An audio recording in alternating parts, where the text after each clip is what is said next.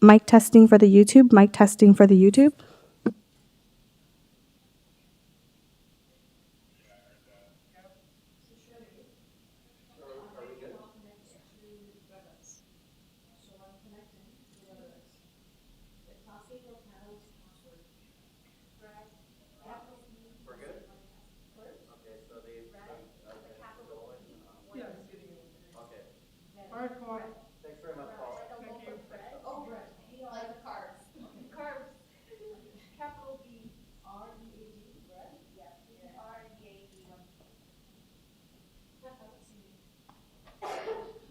Okay, guys, so we're going to start. IT's getting because the projector's not working, we're going to get a monitor for Hannah. So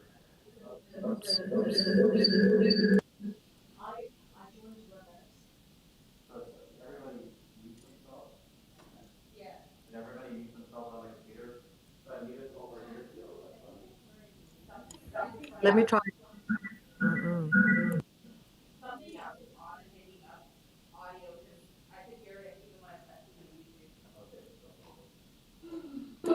Can you guys hear me? The reverberation.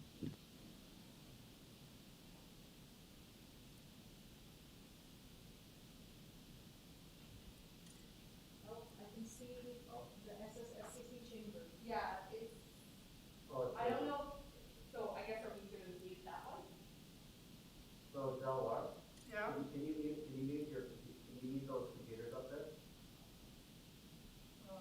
There's no computer here. Something's picking up audio of the room. What's something? Actually, now we don't hear you. Everything's muted. That's when Hannah unmutes. When I unmute, what happens? Should I just stay unmuted then? Yeah, like what you should always have your. You should always have. No. I'm just confirming with you. Because I don't know how this is working. Always, no matter what. Yes. Always, my speaker and everything is on mute. Yes, every time. Okay. And I didn't know where this audio is going into and how. Yeah, it's going into like your actual when I unmute. Laptop. So yeah.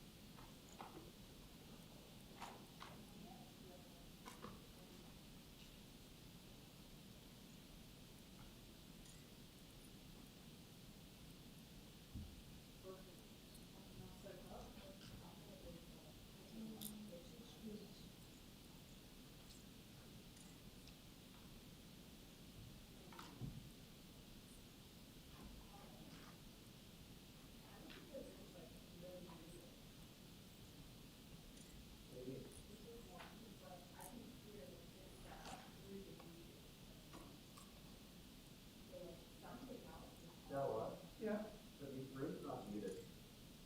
There's like still, like, I can hear, like, them setting up this, and then eventually I probably will hear myself come through on the YouTube, which means that this room isn't actually muted. Can you mute the room too? Yeah, see, like, I just heard you even say it in too.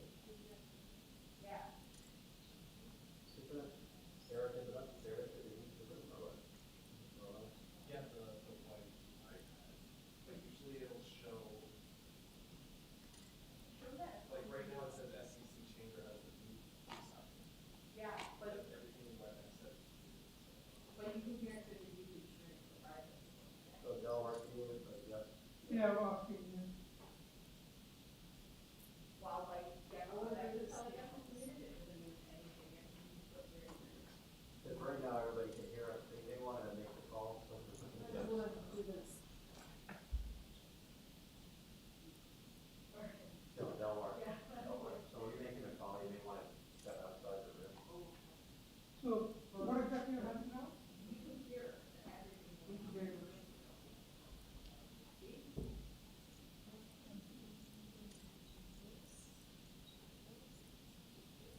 That's fine. I mean, it's obviously not picking it up right on my right close there. But, you know, even when you guys are back there, and I. The room is, the YouTube is picking up sounds right now as we're talking. So how do we use that?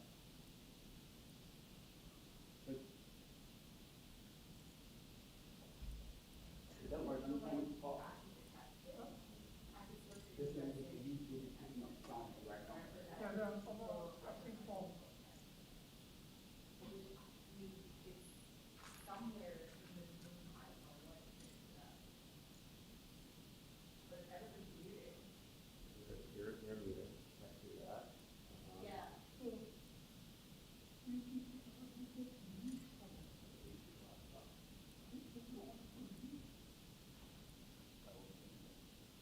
YouTube laptop muted. Unmuted. Eric, you're muted. It couldn't have been worse either because you would have sounded more clear when you said all that. It still sounded fake, right?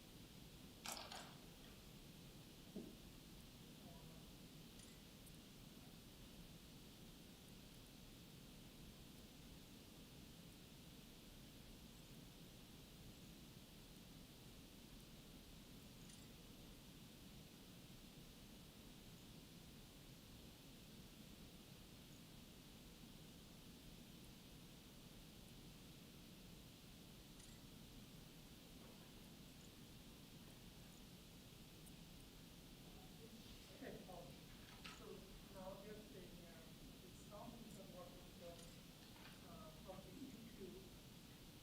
They are getting everything in the room. They are getting every conversation from the room.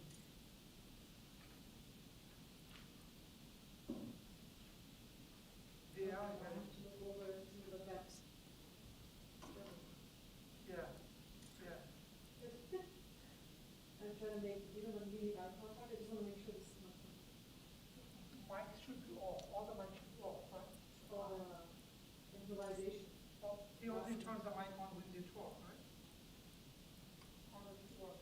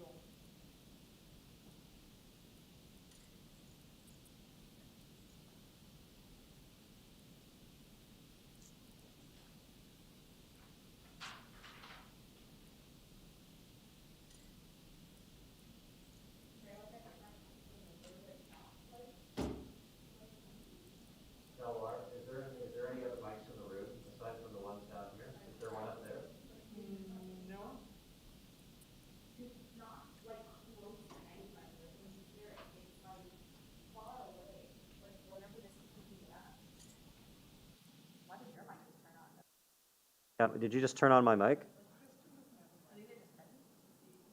Testing, testing.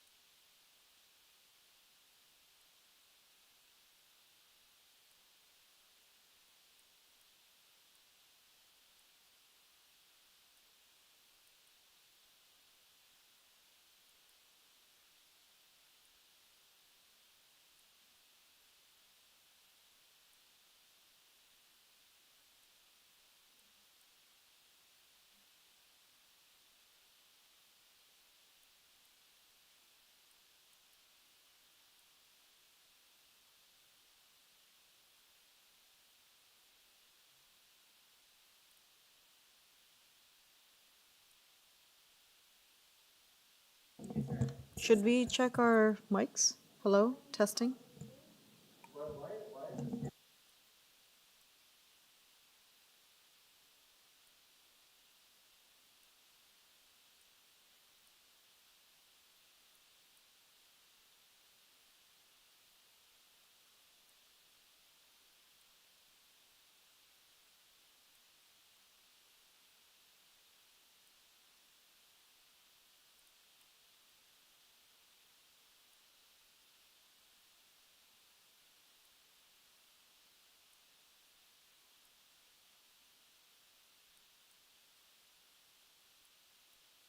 She turned her camera, like, the camera will be on for both, right? If she had her own laptop camera and the SBC, it would be very confusing. My camera is shut off for my laptop. Is there a way to watch, or can we change the settings to actually turn off the mic?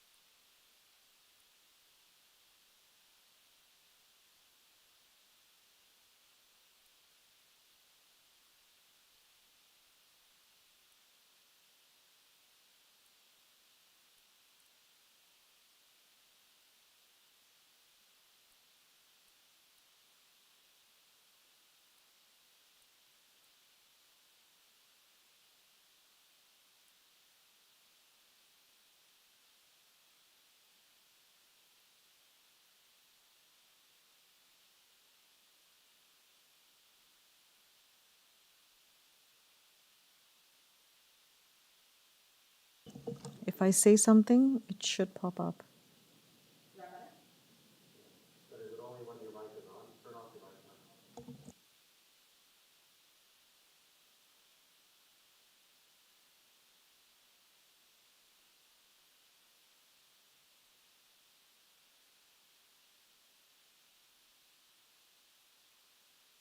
Hello, hello.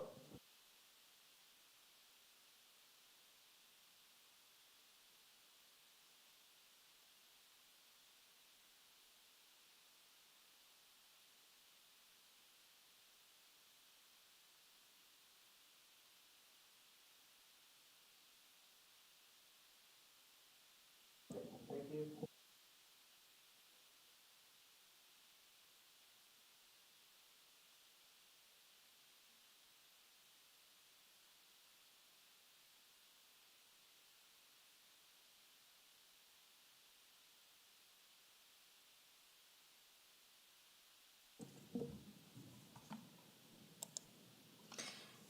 Good morning, everyone. Welcome to the City of Toronto Scarborough District Committee of Adjustment hearing. Today is February 16, 2023. We apologize for the delay in starting the hearing due to some technical difficulties that we were encountering at our end. Due to COVID-19, Committee of Adjustment public hearings are being conducted virtually by electronic means through WebEx Webinar, which is an online digital platform, and it's streamed on the Toronto City Planning YouTube channel. Participants who have registered in advance will be able to make their presentations to the committee using WebEx Webinar, which is moderated by city staff. Anyone wishing to view the hearing may do so by watching it on YouTube. Participants who have registered in advance will be connecting with their computer, tablet, smartphone, or telephone and have the option of participating via video or audio only. All participants will automatically be muted on entry. When your item is called, each participant will be unmuted by the moderator, one person at a time. We ask that you also mute your devices until you are called on to speak. Those participating by video appearance will be temporarily upgraded by panelists when your item is being held. During this time, your camera will be enabled. You will only be visible during your 5 minutes allotted speaking time. At all other times, your video will be disabled and you will be reinstated as an attendee. Committee of Adjustment staff will share presentations submitted in accordance with the written submission deadline. Members of the public and applicants are not allowed to use the share screen option or any other panelist controls during a video appearance. The host will remove you from the panelist role if you fail to respect this instruction. Before we begin, we acknowledge the land we are meeting on is the traditional territory of many nations, including the Mississaugas of the Credit, the Anishinaabe, the Chippewa, the Haudenosaunee, and the Wendat peoples, and is now home to many diverse First Nations, Inuit, and Métis peoples. We also acknowledge that Toronto is covered by Treaty 13 with the Mississaugas of the Credit and the Williams Treaty signed with multiple Mississaugas and Chippewa bands.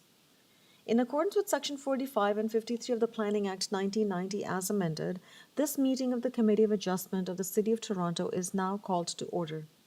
The Committee of Adjustment considers applications for variances from the provisions of the zoning that apply to a property, permissions to extend or alter lawful non-conforming uses, and consents to sever property to create new lots. Anyone in attendance today who wants to receive a copy of the decision of the committee on an application must submit a written request for a decision by email.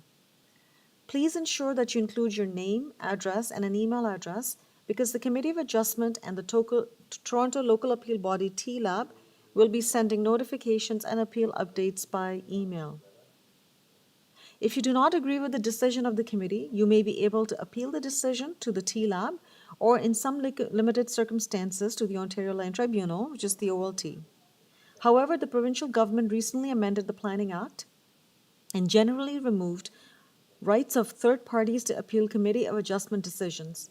As of November 28, 2022, only the applicant, the Minister of Municipal Affairs and Housing, specified persons and public bodies, those that are terms defined in the Planning Act, are permitted to appeal decisions of the Committee of Adjustment. Appeal instructions are set out at the bottom of the decision of the committee. In terms of the hearing procedure, I will call each item in the order that it's listed on the agenda. When an application is uncontested, the applicant may proceed with the presentation if desired. When the committee does not wish to require a presentation, applicants are advised to advise the chair should they wish to speak to the committee. The committee may ask questions or take the matter into consideration for committee decision. Each speaker, including the applicant or the agent, will be given a maximum of 5 minutes to address the committee. I will comment when you're reaching the 5 minutes. When addressing the committee, please clearly state your name and address. Please remember to confine your remarks to the matters that are outlined in the application. The applicant or the agent will proceed first and will make a presentation to the committee. Please note that the committee may not entertain revisions to the proposals at the hearing today. The committee may decide to defer the application if it is substantially revised to ensure that the revised application is accurate and that all those who are entitled to receive the notice of the application are informed of the revisions. Then individuals either in support or in opposition to the application will be invited to speak. We are here to certainly listen to your concerns and objections that you may have on an application, but repeating the same comments again will not advance your cause. Committee members may ask questions of each speaker after they have finished the presentation. When all speakers are finished, the applicant or the agent has the opportunity to rebut only those issues that were raised by the speakers. This will mark the end of the discussion. The application will then be taken into committee for a decision. Before hearing the first item, committee members, have you received the minutes of the last meeting? I need a motion for adoption. Through the chair, we are currently having bandwidth issues on YouTube, so the members' video is not appearing on YouTube. So if you have any questions for panel members, you will need to ask Individually? individually, and also for votes for using yay or nay. Okay, Okay. thank you. Once we're able to see once the bandwidth issues improve, we will let you know. Okay. Okay. Thank you, Colin, for that. So members of the committee, you heard there are issues with some bandwidth today. So I'm going to call upon each member to confirm if you have any questions or concerns or for a vote. So we are proceeding with confirmation of receiving the minutes from the last hearing, and I will require a motion to adopt the minutes. So I'll start with Member Said. Member Said, do you have any comments? Madam Chair, I am supportive of that. Okay, so I will come back for a motion, but I will need to check with all the panel members if they have any questions or concerns. Member Igor, do you have any questions or comments on the minutes? No, Madam Chair, no questions or comments. Member Macaulay, do you have any questions or comments? No comments or questions. And Member McKay, do you have any questions or comments? No, I don't, Madam Chair. Okay, thank you. So now I'm going to ask for a motion for adoption of the minutes. May I have a motion to adopt the minutes of the last hearing? Member Said, please go ahead. Thank you, Madam Chair. I put forward motion for approval of minutes of last meeting of January 19. May I have a seconder, please? Member McKay, please go ahead. Yes, I second that motion to adopt the minutes from the last meeting. Okay, and all in favor, I'll start with Member Igor. Yea or nay? I'm in favor, Madam Chair. Thank you. Or- Through the chair, we do have, actually, we almost had video back, sorry. Okay, all right. So let it run for a minute maybe, and then we'll see. Okay. So Member Igor is in favor of the adoption of the minutes. Member Macaulay? I'm in favor. Okay, thank you. And I'm in favor as well. So the motion's carried and the minutes from the last hearing have been adopted. Thank you.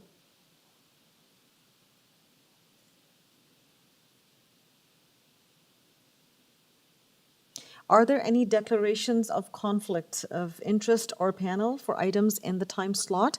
So I would declare my conflict. I have a conflict on item number 10. The applicant is an acquaintance of mine. I'm checking with all other members now. Member Said, do you have any conflict? I don't have any, Madam Chair. Member Macaulay, any conflict? No conflicts, Madam Chair. Member Igor, any conflict? No conflict, Madam Chair.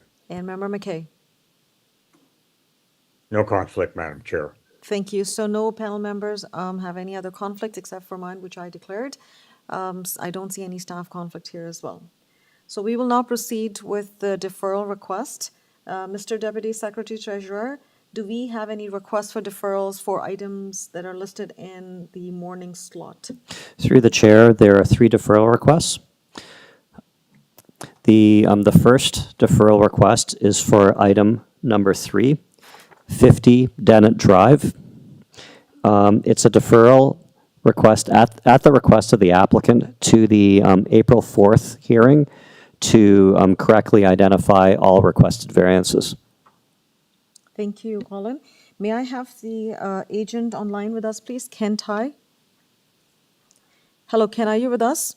Chair, yes, I'm Ken Tai from Tai Architect. I'm the agent of the 50 DENNETT Drive. Okay, sir, I understand you are requesting for a deferral of this application? Yes.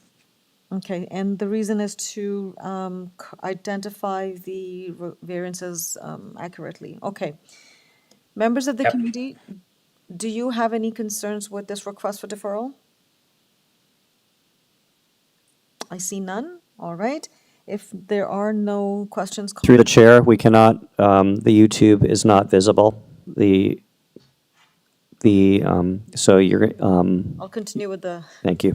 We'll let you know when we're able to see it all. Okay, perfect, thank you. So I'm going to confirm that I did not hear or see any concerns or comments from any members. So can I have a motion, please, on the request for deferral, and that would be to April 4, 2023 hearing. Member Said, please go ahead. Thank you, Madam Chair. I put forward motion for deferral of item 3 and to bring it back during our April 4th meeting. Thank you, Member Said. May I have a seconder? Member Igor, please go ahead. Thank you, Madam Chair. I'll second that motion for deferral. Member Igor seconds the motion. And all in favor, and I will start with the names. Member McKay? Yes, I'm in favor of that deferral, yes. Thank you. Member Macaulay? I'm in favor. Thank you, Member Macaulay. So I'm also in favor of the motion. So the motion's carried and the application has been deferred to April 4, 2023 hearing. Thank you, Chair and committee. Okay. Mr. Deputy Secretary Treasurer, are there further requests?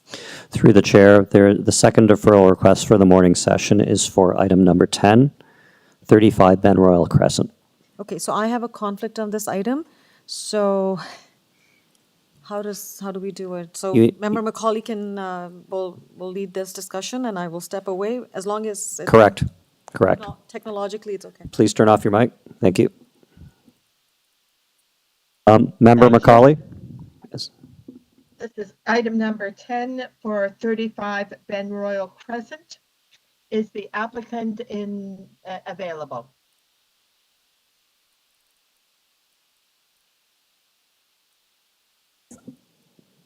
Through the chair, Nadeem Irfan, you have been unmuted. Madam Chair, my name is Nadeem Irfan, NIE Architects, 10 Miller Business Court, Suite 710, Scarborough, Ontario, M1B, 3C6. We have seen several letters of objections from the neighbors, and we would like to request for a deferral. So this will give us an opportunity to meet with the neighbors, address their concern, and perhaps give us an opportunity to improve our application. Thank you. Thank you, Nadine, for your comments and your reasons for the deferral. I assume this would be a deferral sine die to give you the time to meet with the neighbors and see if you can resolve some of their issues. What is the wish of the committee? Through the chair, you're gonna need to ask each member. I don't have a motion yet. Okay, so, but you're gonna, okay, you can, if you want to request a motion, you're gonna need to check, you're gonna have to check with each member to get those motions. All right, may I have a motion to defer item number 10 for 35 BENROYAL Crescent? Through the chair, on YouTube, they cannot. Mr. McKay? Thank you. Yes, Madam Chair, it seems like a very good reason for deferral. Perhaps some objections can be dealt with. So I would move that we defer this item sine die. Thank you. I need a seconder. Mr. Mohammed? Thank you, Madam Chair. I second the motion. Thank you. And then a vote for all members. That would be Mr. McKay, Mr. Mohammed, and Igor. What is your vote? Madam Chair, I can start. I'm in favor of the motion to defer. Thank you. I'm also in favor of the motion to defer. Therefore, Nadeem, your application is deferred sine die. Madam Chair.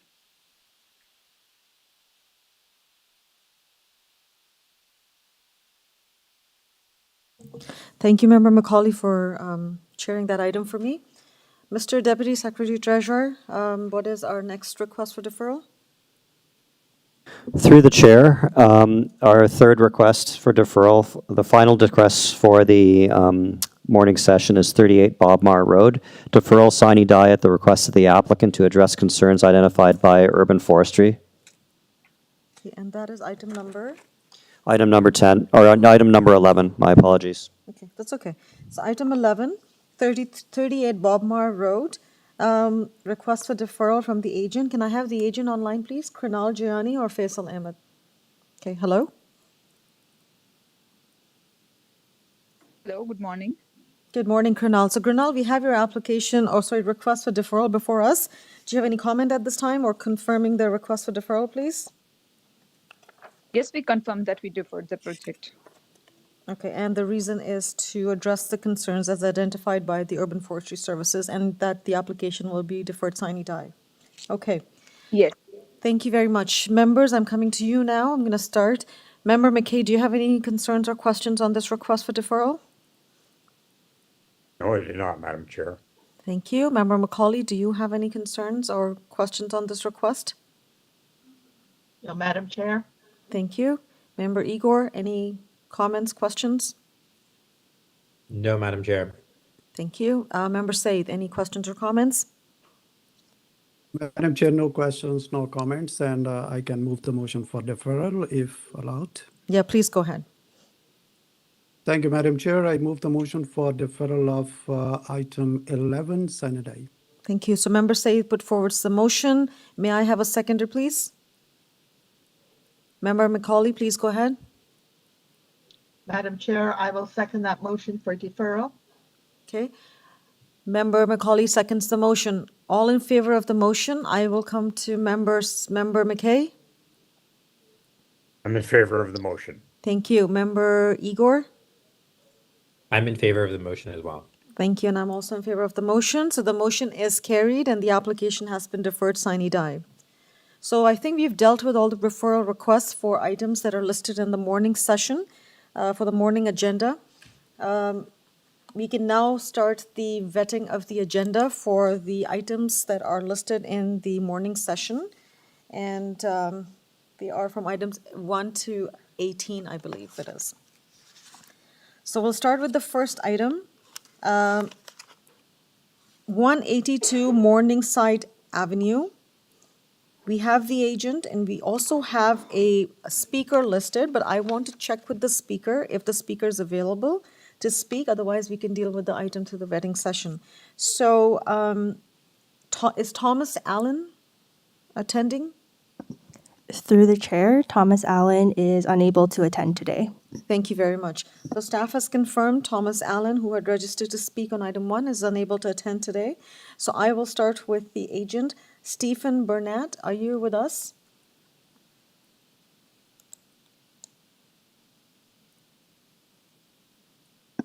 Through the chair, Stephen, you have been unmuted.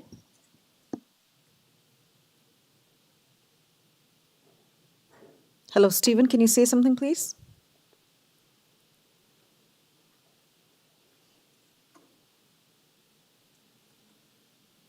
Okay, so can't hear him. And you can see him online and you've unmuted him? Okay. Okay, I guess we can still deal with the application. Committee members, I will come to you. We have the application for 182 Morningside Avenue. It was previously deferred at the December 8th hearing to address concerns identified by community planning. We have received comments from various departments and agencies. There are no concerns. There's a condition from urban forestry. The speaker who had registered to speak is not available. Any questions or comments on this application? Member Said, please go ahead. Thank you, Madam Chair. Since the speaker or agent were not there, but still, Madam Chair, I believe the changes has been made, due to which it was deferred last time. These are good changes, and to me, all the variances mentioned there are minor. So I will propose that we can proceed with this application. Thank you, Member Said. I will now reach out to each member to confirm. Member McKay, do you have any comments, questions on this application before we proceed to a motion? I do not, Thank you. I don't. Thank you, Member McKay. Member Macaulay? No comments or questions, Madam Chair. Thank you. And Member Igor? No comments or questions. Thank you, Member Igor. There are no questions or comments. We can proceed with the motion. And Member Said, you had indicated you can proceed with the motion. You wish to proceed with the motion? Thank you, Madam Chair. I move the motion for approval of item number 1, subject to the urban forestry condition number 2. Thank you. And may I have a seconder? Member Macaulay, please go ahead. Madam Chair, I will second that motion for approval. Thank you. And now I will reach out to each member to confirm. So Member McKay, are you in favor of this motion? Yes, I'm in favor of the motion. Thank you. Member Igor? Yes, I'm in favor of the motion. And I'm also in favor of this motion. So the motion's carried and the application has been approved subject to condition of urban forestry. Thank you. We will now move to item number 2. Item number 2 is 2950 Lawrence Avenue East. We do not have any registered speaker. We can proceed with the vetting of the agenda. Vetting of the site application. So can I have the agent Sasha Milano?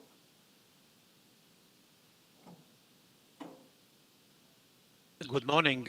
Good morning, Madam Chair and members of the committee. My name is Sasha Milanov.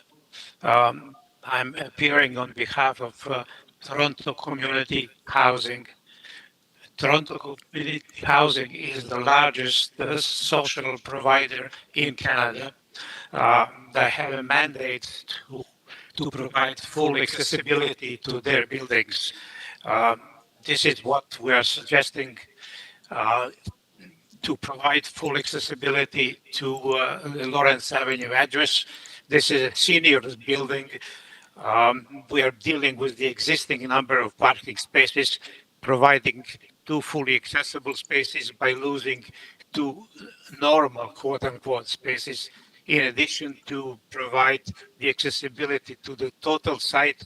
We're enlarging the walkways in order to comply with the accessibility standards, Ontario Building Code and Toronto Housing. We're providing a sheltered gazebo, accessible as well,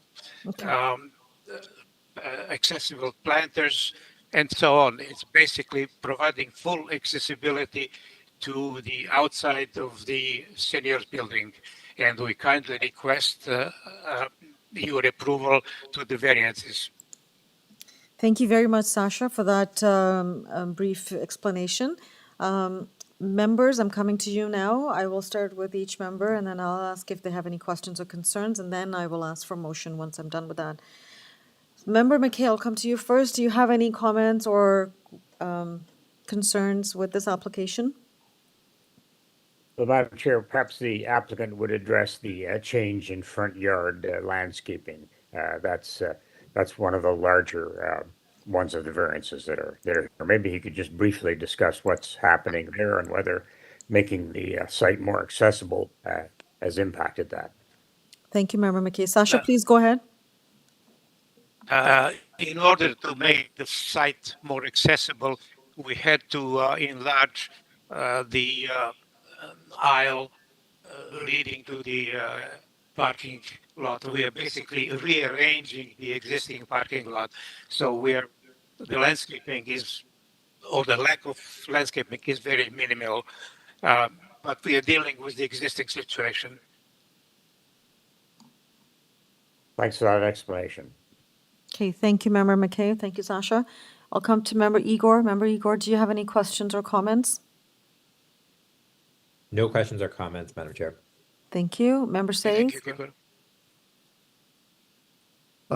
Madam Chair, yes, I was having this concern about the landscaping. Thank you, Sasha, for mentioning it. It's an existing condition. My other concern is about the number of parking spots which are being further reduced to 2.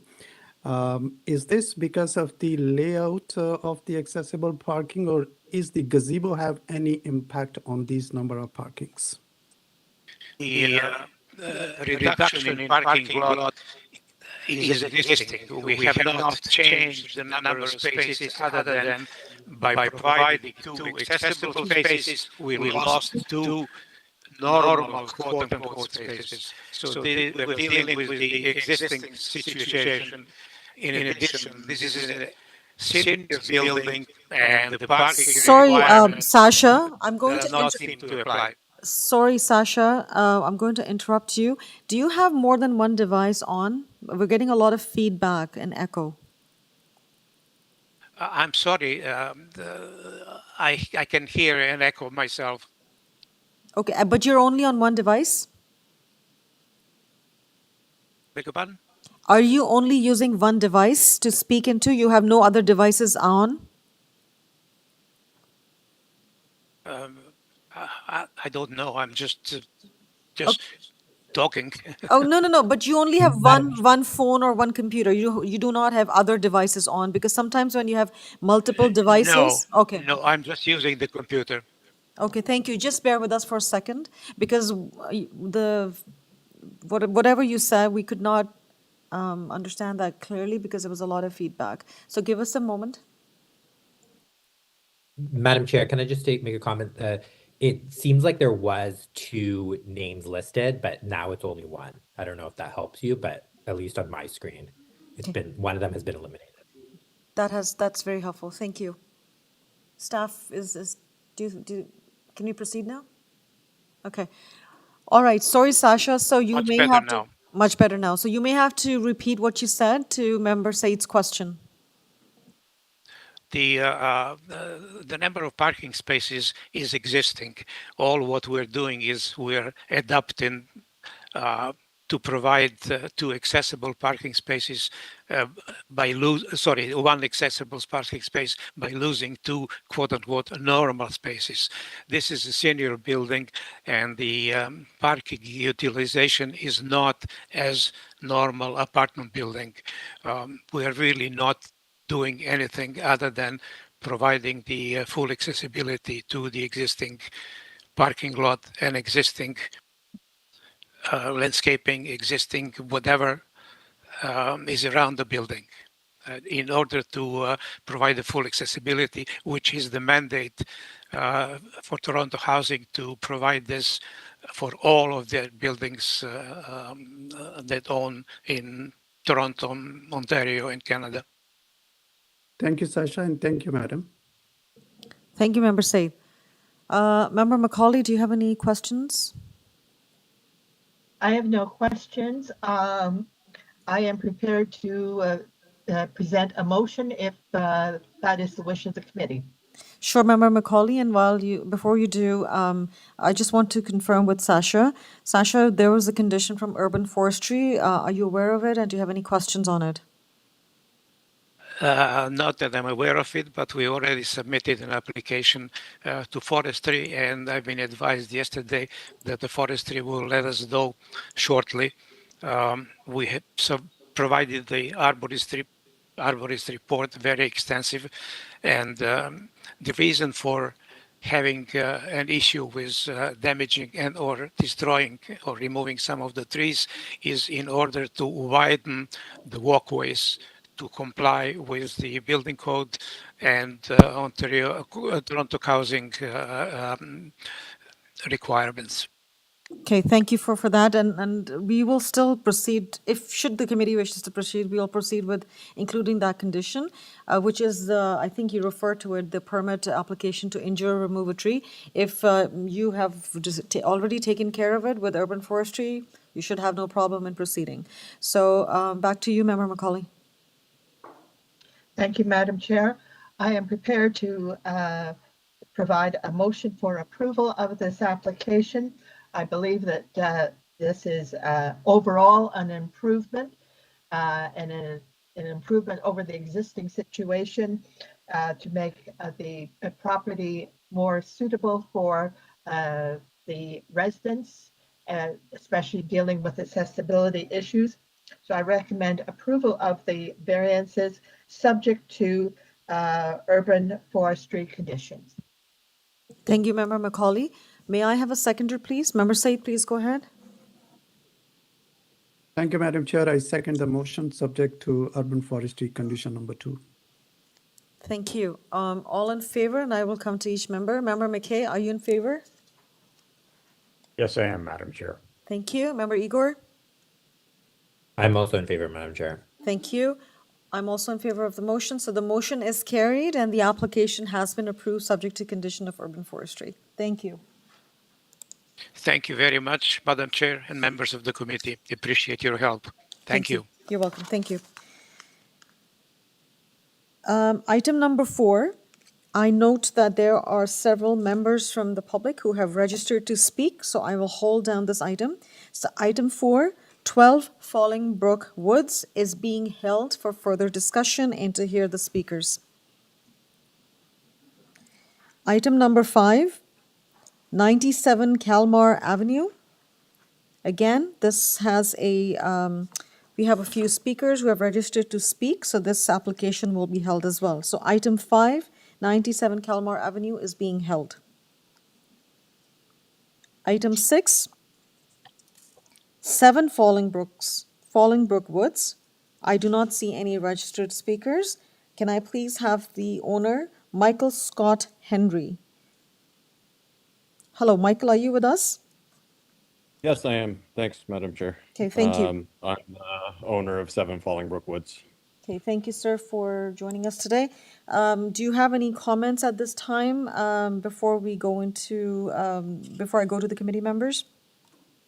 I just had a few comments. I just wanted to reiterate the fact that my house is existing. It's been that way since 1954, and most of my variances are kind of just because the house is built into a hill, and so it just has some unique topography to it. So I can answer any questions. Thank you, Michael. Members of the committee, I'm going to come to each of you one at a time to see if you have any questions. Member McKay, do you have any questions for Michael? No, I do not, Madam Chair. Thank you. Member Igor, do you have any questions of Michael? No questions, Madam Chair. Thank you. Member Macaulay? No questions, Madam Chair. Thank you. Member Saeed? Thank you, Madam Chair. If the speaker can confirm that the height of the building is the existing condition. Yes, the height of the building is existing. It's not changing in any way. Thank you. Thank you very much. Okay. No problem. All right, so we have no questions or additional comments from any members. Now I'm going to ask for a motion. Who would like to put forward a motion? Member Said, go ahead, please. Thank you, Madam Chair. I feel the variances mentioned there are appropriate because the owner is just doing some changes within the existing envelope. Therefore, I put forward motion for approval of this application, and I don't see any conditions for this approval. Thank you, Member Said. So Member Said put forward a motion to approve the application. May I have a seconder? Member Igor, please go ahead. I'll second that motion for approval, Madam Chair. Thank you. And all in favor of this motion, so I'll come to Member Macaulay. Are you in favor of this motion? I'm in favor. Thank you. Member McKay? Yes, I'm in favor. Thank you. And I'm also in favor of the motion. So the motion is carried and the application has been approved. Thank you. Thank you very much.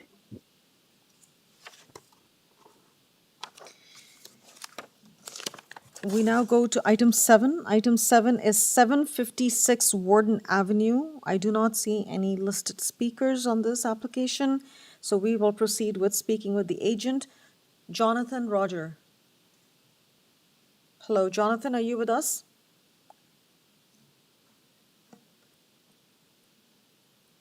Yes, hello. Good morning. Jonathan Roger from Zelinka Priamo in the City of Toronto, and we represent the owner 2811324 Ontario Inc. and their representative TrioVest Realty Advisors. Thank you. Do you have any comment at this time, Jonathan, before I proceed to the committee members? Sure, if I may, I just had a couple of notes to present. So The lands are vacant and are proposed to be developed with an industrial condo development. An associated site plan approval application is currently under review, and the requested variances relate to, firstly, 142 parking spaces are required, whereas 124 parking spaces are provided. And we know that based on their review, Transportation Services Division staff have no objection. Secondly, 11 parking spaces are permitted in the front yard, Comstock Road, whereas 23 parking spaces are proposed, and 27 parking spaces are permitted in the flankage yard, which is Warden Avenue, whereas 47 parking spaces are provided. And in our submission, the variances will improve the safety of employees and visitors and prevent congestion and overcrowding in the rear of the property, which is generally intended for trucks and loading.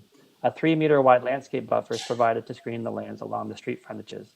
In our submission, and as outlined in our cover letter, the requested variances meet the 4 tests under the Planning Act. Thank you very much. Thank you, Jonathan, for those notes. Appreciate those. I don't see there are any conditions. You are going through a site plan application process, so I'm assuming there's a lot there. Member Macaulay, you have a comment? Some questions of the applicant. Please go ahead. Thank you, Madam Chair. Sir, you say this is an industrial condo. Have you submitted a draft plan of condominium for approval as yet? Not as of yet. That is in the works, and that will be submitted in the near future. Thank you. Okay. I think that's all the questions I have, Madam Chair. Thank you, Member Macaulay. So I'm going to now call upon each member to confirm if they have any questions or comments. I'll start with Member Said. Any questions? Madam Chair, a brief question from the speaker. If you can confirm, there are the loading spaces, 24 loading spaces. These are the designated loading spaces for the different units, or it's going to be a one at any place? In terms of those loading spaces, they're into the individual condominium units, so they're assigned to those different units based on the floor plans that were submitted with the application materials. So is this going to be equally distributed, like I see 24, so 2 loading units per condominium unit? If I could just look at the site plan I have here.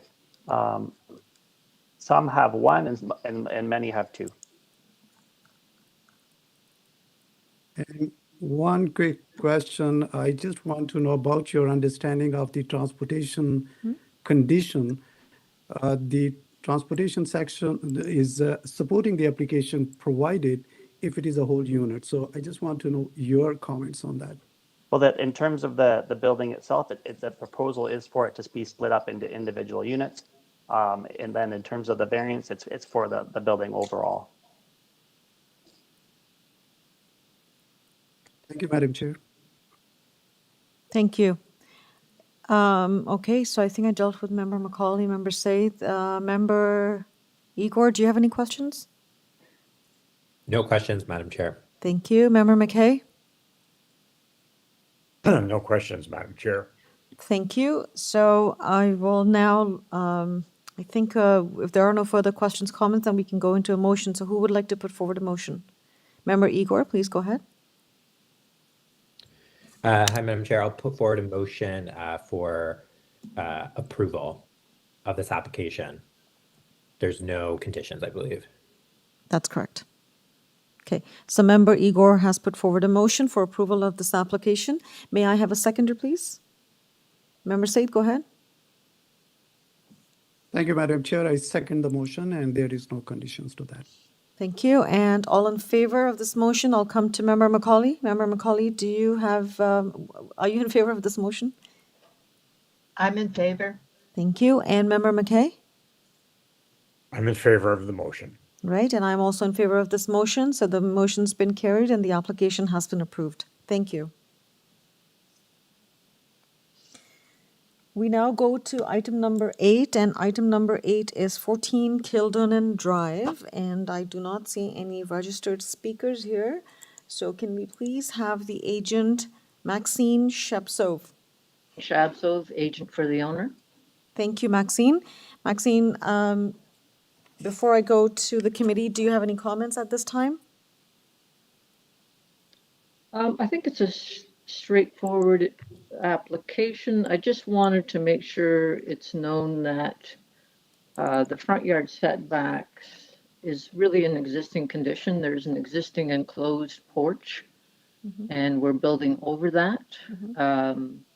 So I just wanted to make sure that was clear. Okay, thank you for that clarification, Maxine. All right, I will now go to, and I don't believe there are any conditions. Yeah, there's no conditions. I'll go to each member in order, so I'll start with Member Macaulay. Member Macaulay, do you have any questions? I don't have any questions, Madam Chair. I see that the TRCA has stated that they are okay with this application. That is correct. So we did But they have receive, not added that as a condition. there's no condition. There's no condition from the TRCA. Yes, they have no objections to the proposed development. Okay. Member Saeed, do you have any questions? Madam Chair, no questions, no concern. Thank you. Member Igor, do you have any questions or comments? No questions or comments, Madam Chair. Thank you. Member McKay? No questions, Madam Chair. Thank you. Since there are no questions from any members, can I please have a motion? Member Saeed, go ahead, please. Thank you, Madam Chair. The variances before the committee, I feel these are minor, appropriate. I therefore put forward motion for approval of item 8, and there are no conditions to that approval. Thank you. And may I have a seconder? Member Macaulay? I will second that motion. Thank you. And all in favor of this motion, I'll start with Member McKay. I'm in favor of the motion. Thank you. Member Igor? I'm also in favor, Madam Chair. Right, thank you. And I'm also in favor of this motion. So the motion is carried and the application has been approved for 14 Kildonan Drive. Okay. Moving along to item number 9. Item number 9 is 100 Lillington Avenue. There are no registered speakers. We have the agent, Greg Halawati. Greg, are you with us? Hello. Hello, yes. Madam Chair, members of the committee, my name is Greg Halawati from Mountjoy Structural. I'm here as the applicant representing the owners at 100 Lillington Avenue. We're here today in front of the committee because the owners want to expand their house for their growing family as their current bungalow is getting a little tight.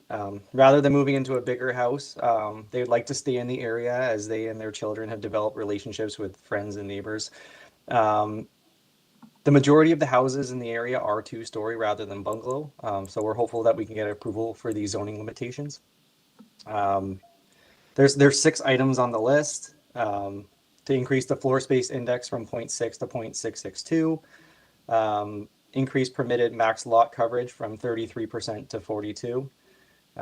Increase the maximum height of the exterior sidewall. There's a look that they wanted to go for where they wanted the parapet to extend up. So we just would like to increase that by 0.31 of a meter. We'd like to increase the level 2 balconies from the maximum is 4 meters, but we'd like to bring it to a maximum of 22. The purpose of that is 1 is to provide shelter above the front porch, and 2 is to provide shelter from the back porch where they'd like a hot tub. It would be hard to meet the 4 meters. So that's the reason. They'd like to increase the allowable front encroachment. So the front porch as it stands right now is a little bit small and it can be hard to open the door. So we'd like to push it out just a little bit from 1.5 meters to 1.68 meters. And ideally, we would have the stairs on the front as well, just to make it easy to like bring stuff into the house, because it can be hard as it is right now. And then we would also like, item number 6 is to increase the width of the stairs, so that way it would match the new width of the front porch. Thank you very much for that explanation, Greg. I will now go to, before I do, there's a condition from Urban Forestry, and are you aware of that? Yep. Okay, and you have no concerns with this? No, we'll apply after. We'll send a message to them. I think we're not affecting any trees. There's a tree at the front that they planted, so I think that they'll just need protection. Okay. There's one in the backyard, but we're far away from that as well. So I believe it'll just be like giving a deposit to ensure that we don't damage the tree. Okay, perfect. Thank you. So I'll start with the members. Member Macaulay, any questions? I have no questions. I do have a comment. I believe the applicant has identified the reasons for all the variances. It sounds like he spent some time looking at this. I note that the rear balcony is very large, but we have no objections to that. And he's explained why that rear balcony is 16 meters versus 4 meters. So I am satisfied with that. Thank you, Member Macaulay, for that comment. Member Said, do you have any question or comment? Madam Chair, I have no questions if the applicant is aware of the Metrolinx conditions there.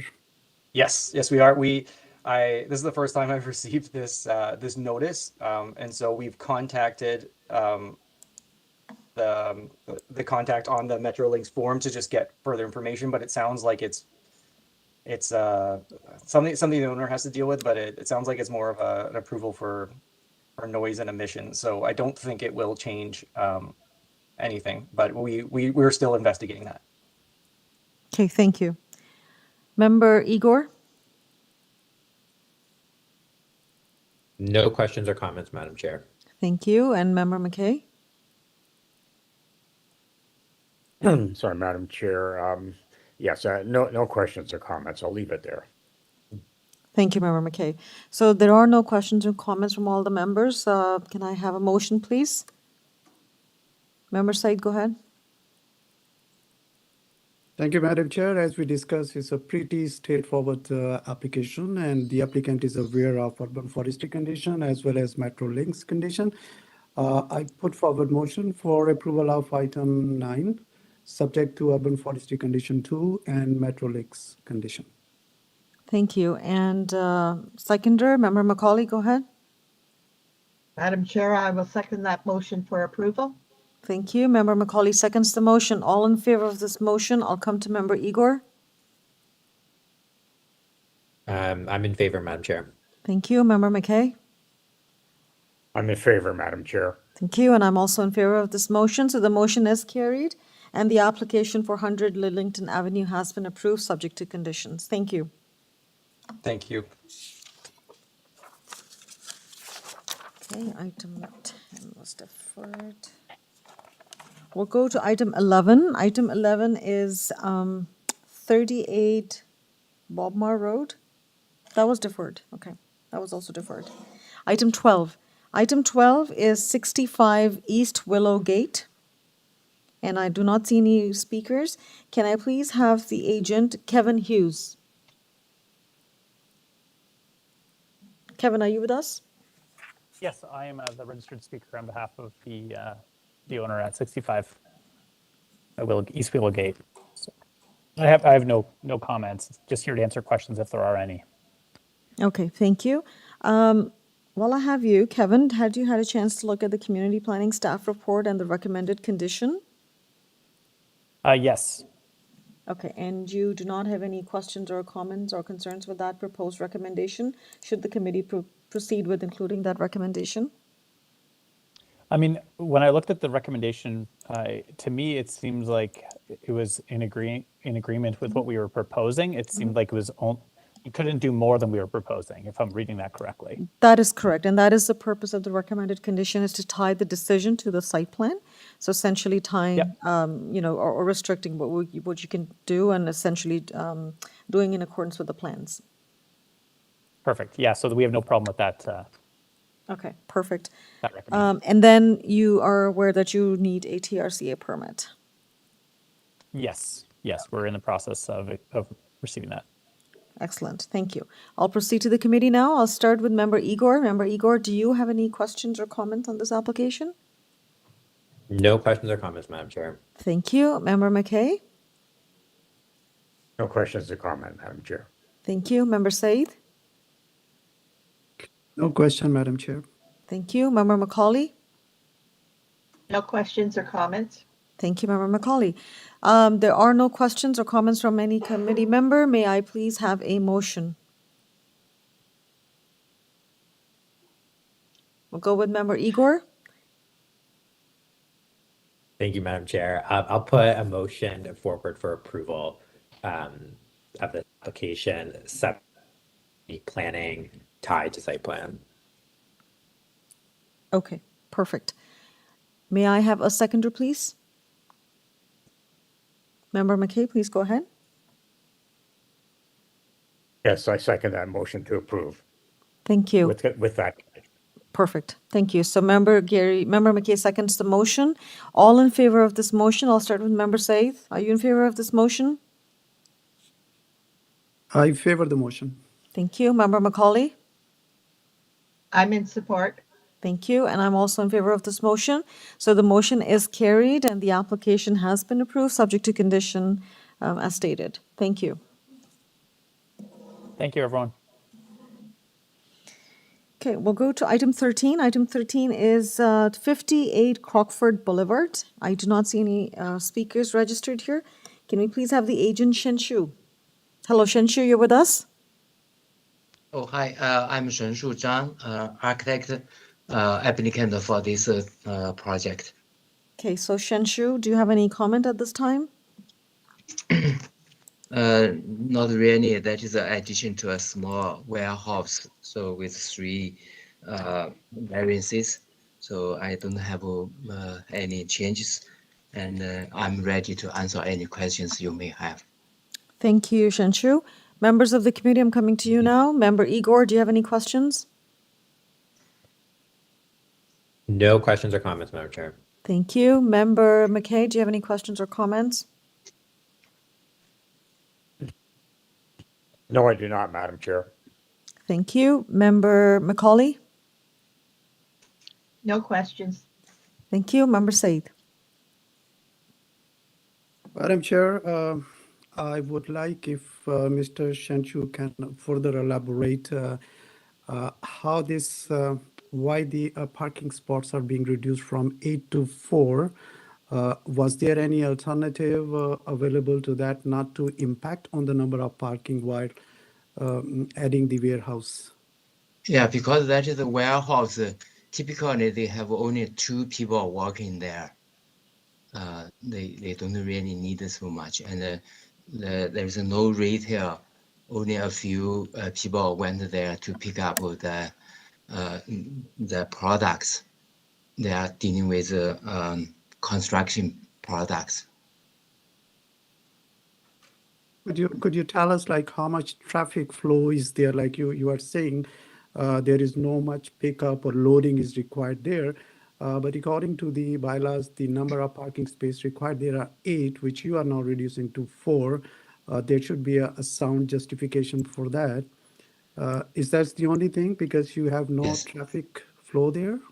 Yes, they they have 2 staff working there daily, and then they may have each day about 3-4 trucks to come to pick up or load goods to the warehouse, and then the total GFA with the addition area total is 803 square meters, which is very small. For the building code requires only 1 loading area, loading space. We provided. Okay. So they expect the 2 staff plus 1 or 2 visitors being there.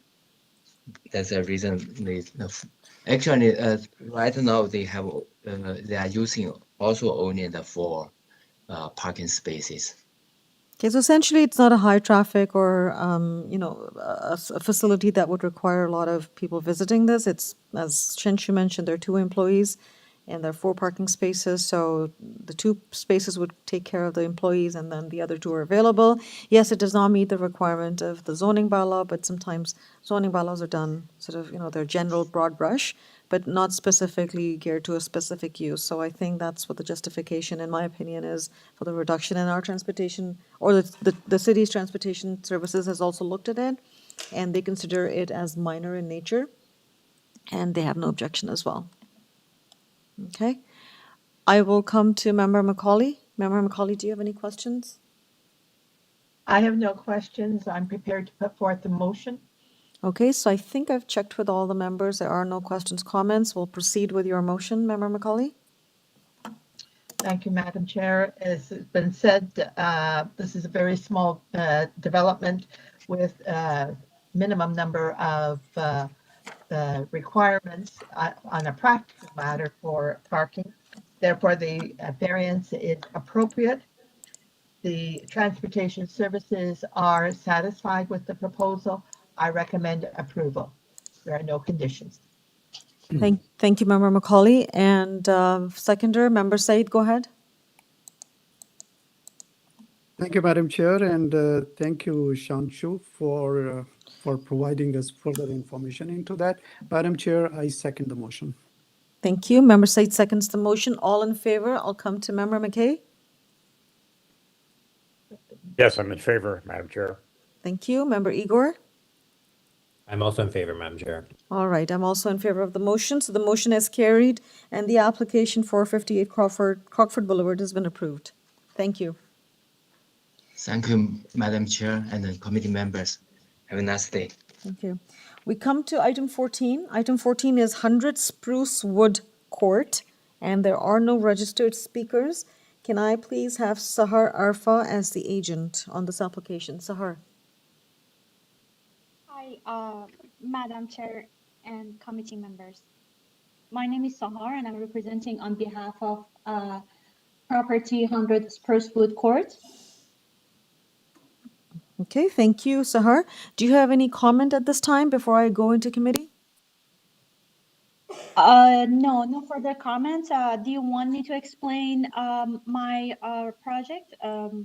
No, I think we can, since we're vetting the agenda, so if committee members have any questions, they will ask you, but you do not have to make a presentation. So I'll go to committee members now.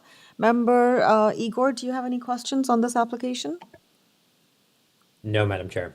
Thank you. Member McKay, do you have any questions? No, I do not, Madam Chair.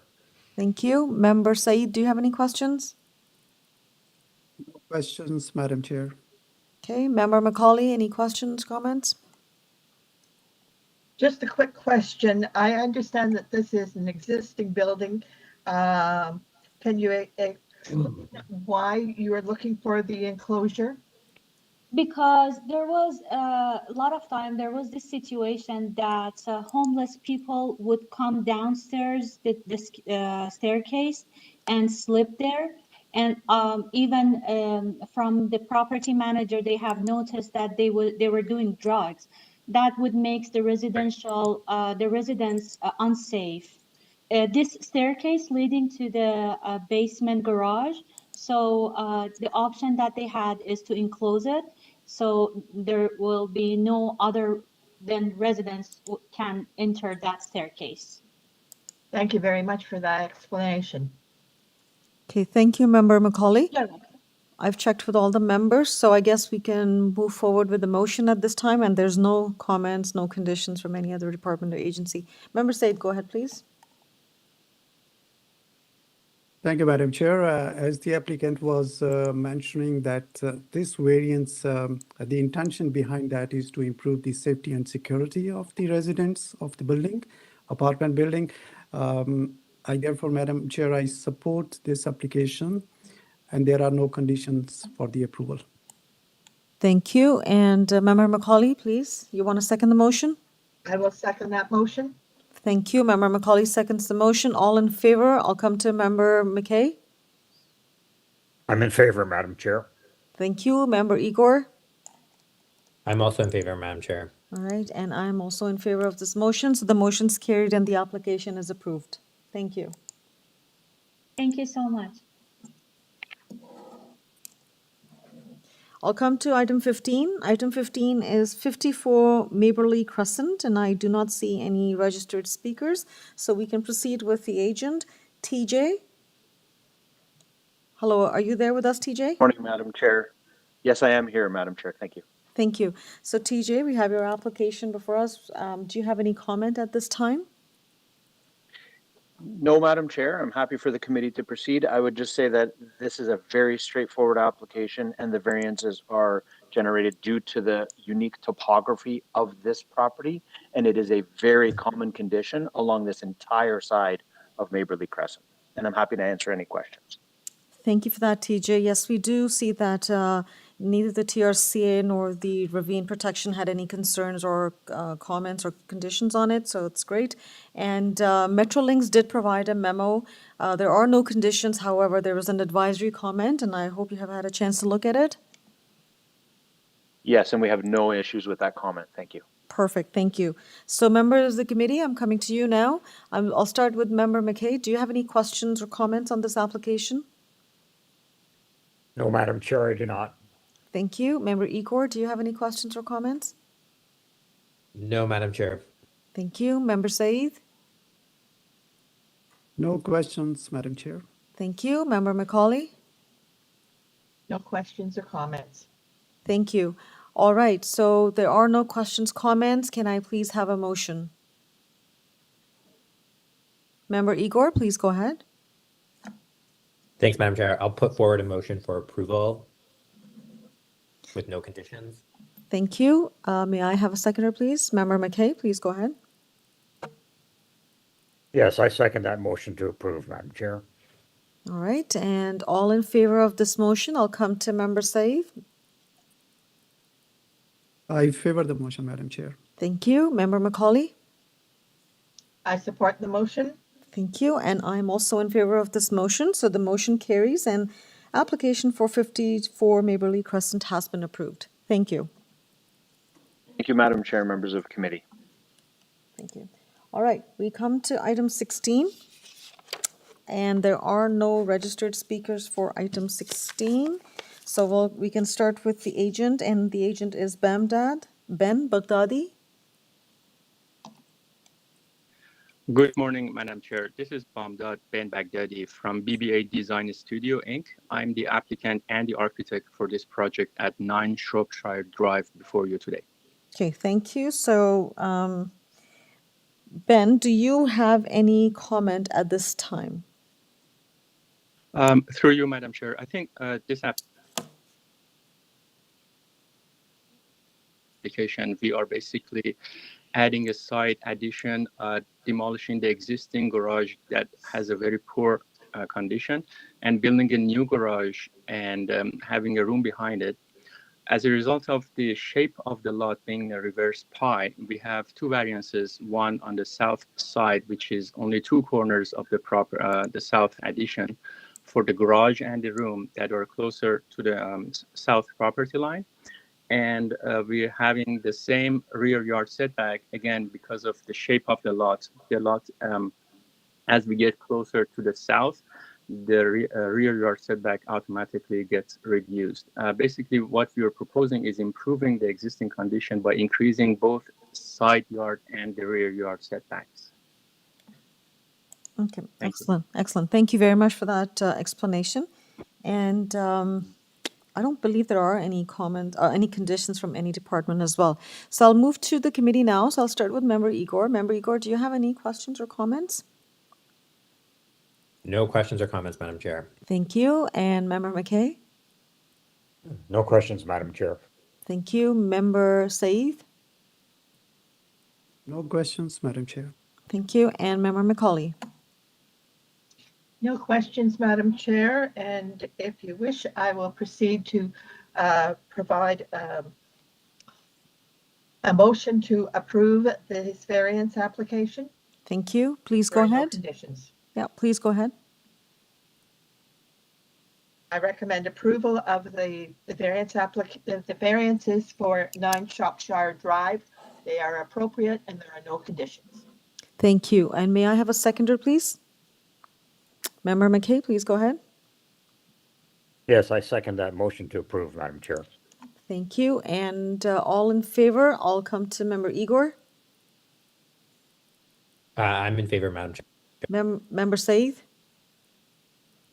I am in favor, Madam Chair. Thank you. And I'm also in favor of this application. So the application has been approved and there are no conditions. Thank you. Thank you, committee. Okay, and item 17, there are no registered speakers except the agent and the owner, so let's proceed. So item 17 is 80 DUNELM Street, and I would like to call upon the agent, Richard. Madam Chair and committee members, we are here to, on behalf of the owners, Michael and Lois, we're constructing a deck at the rear of the house. We're not impeding on any side setbacks greater than what the actual existing building is. So we're going parallel to that. We're well within the rear setbacks.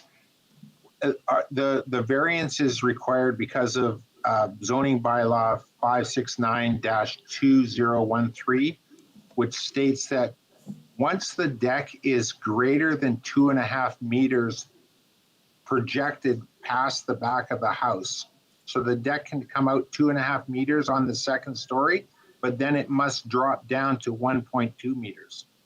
The reason they want the deck up at that same level going all the way out is because of a family member that has mobility challenges and is in a wheelchair, and they want them to be able to actually use that space as a recreational space from the main floor, which they'll be residing on. And I think it's a pretty straightforward thing. We have all the engineering for the drawings and everything is good. We have no restrictions from forestry, and also we have posted the variance sign out, and there's been no dispute from any neighbors or anything in the neighborhood.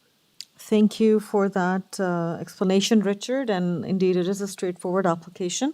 I just want to confirm with you, we have a memo from Metrolinx. There are no conditions, but they've provided an advisory comment, so I just wanted to bring it to your attention if you had a chance to look at it. We didn't see anything from Metrolinx. We do know that there is a rear, in the rear property, there is a train track going through there. But we're well within, the property is actually over 60 meters deep. And so we're not even going halfway back with that, with the back of the deck projection won't even be 30 meters from the front property line, or in other words, 30 meters from the rear property line. Correct, yes. So the memo is not related to any setback. All it says is that buyer beware type of thing, where it says you're aware that there's a rail line within 300 meters of the property, and that you just be aware of any noise and vibration issues in that area. That's all it is. Okay. Yeah, Michael and Lois have owned this property and resided in this property for 24 years. Okay, perfect. All right. And there are no conditions or comments from any other department. So I'll go to the committee members now. I'll start with Member McKay. Member McKay, do you have any questions or comments? No, I do not, Madam Chair. Thank you. Member McCauley, do you have any questions? No questions, Madam Chair. Thank you. Member Saeed, do you have any questions, comments? No questions, Madam Chair. Thank you. And Member Igor, do you have any questions or comments? No questions, Madam Chair. I'm happy to put motion for approval. Please go ahead. Yeah, please go ahead. I'll put a motion for approval of this application with no conditions.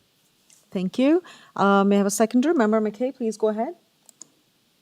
I second that motion to approve. Thank you. And all in favor of this motion? I'll start with Member McCauley. I approve. Member Saeed. I am in favor, Madam Chair. Thank you. And I'm also in favor of this motion. So the motion is carried and the application for 80 DUNELM Street has been approved. Thank you. Thank you so much.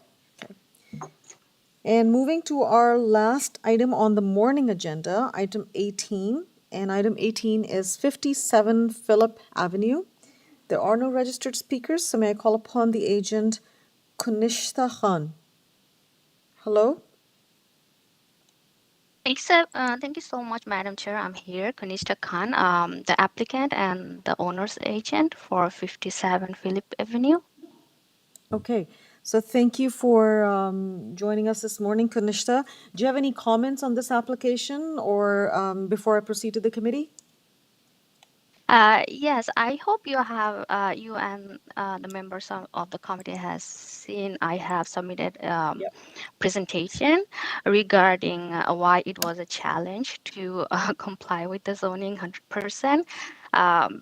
Do you want me to present it to you? Actually not, because we are vetting the agenda. So I will ask the committee if they wish to to see your presentation or if they have any questions. But I will confirm that we did receive your presentation. Very well done. And it is on the agenda and we've looked at it. So I'm going to now proceed to the committee members to see if they have any questions. So I'll start with Member Macaulay. Do you have any questions, Member Macaulay? No, Madam Chair, I have no questions. I did appreciate all the information that the applicant provided, including the photos. Excellent. Thank you. I'll go to Member Said. Member Said, do you have any questions? Thank you, Madam Chair. I would also like to appreciate the applicant and the owners making their efforts to amend the application. They have withdrawn several 7, 8, and 9 variants, but still, if they can further elaborate on the floor space index, which is, I mean, the variance is the number seems to be a little bit big, but I know there must be some justifications for that. So could you please, the speaker, let us know what are the triggering factors for that? Which one? Yes, of course. Sorry, just for one. the floor space. For the floor space only, Mohammed? Yes, it's for the floor space, and this is related to variance number 1. Okay. Thank you so much. So as you have seen, our lot size is 9.14 meter, and the depth, like the frontage is 9.14 meter, and depth is 36.58 meter, which is not so big. Our owner's desire was to have a 5-bedroom house because he has a big extended family. If I tried to put all 5 bedrooms in the same floor, it was going way beyond the floor space index and way beyond what it was supposed to allow for the lot coverage. So I tried to take advantage of the space above the garage, and in the mezzanine level, I tried to accommodate a bedroom with washroom, which will also help the elder in his family not to go all the way to the second level. That's why our floor space index is a little bit higher than what it is allowed. Thank you very much. Actually, that was the basis of my questions too. It has a dual impact. The first is the lot size is not that big; it's small, and then you are trying to put 5 bedrooms there, and apparently it looked like an overdevelopment in that area. But anyway, your intentions and what you mentioned, you are trying it, and as I said, I appreciate you have tried, and I think these were the only option available to accommodate this. I still support this this application, but I needed this clarification, and thank you very much for that. Thank you so much. Okay, and I'm going to come to Member Igor. Member Igor, do you have any comments, questions? No question. Okay, and Member McKay? No questions, Madam Chair. Thank you. So before we proceed to a motion, I just want to confirm that this application was amended. So what we have before us is an amended application, and I want to check with the agent. Kanishta, we have received recommended conditions of approval from Urban Forestry. Have you had a chance to look at it, and do you have any questions? Yeah, I have looked at their condition, and we have hired a licensed arborist, and we are ready to work with it. Okay, and also community planning has a staff report and a recommended condition. Essentially, should the committee approve this application, that it be tied to the site plan. Do you have any concerns with that particular recommended condition? We will comply with their condition. We will make the driveway 3.5 meter, and that automatically complies with 75% landscape and 50% landscape and 75% soft landscape area. Yeah, and I think that's what community planning is trying to achieve here, is essentially what is before, what, you know, the variances that have been requested are reflected in the site plan, and that the site plan is going, the development will occur in accordance with the site plan. So that's, that was the recommended condition. So I'll come to the committee now. Committee members who would like to proceed with the motion. Member Said, go ahead. Thank you, Madam Chair. Once again, the applicant has made good efforts to make this application more feasible. Madam Chair, I move the motion for approval of item number 18 as amended, subject to urban forestry condition number 1 and community planning staff report recommendation. Thank you, Member Said. May I have a seconder? Member McKay, please go ahead.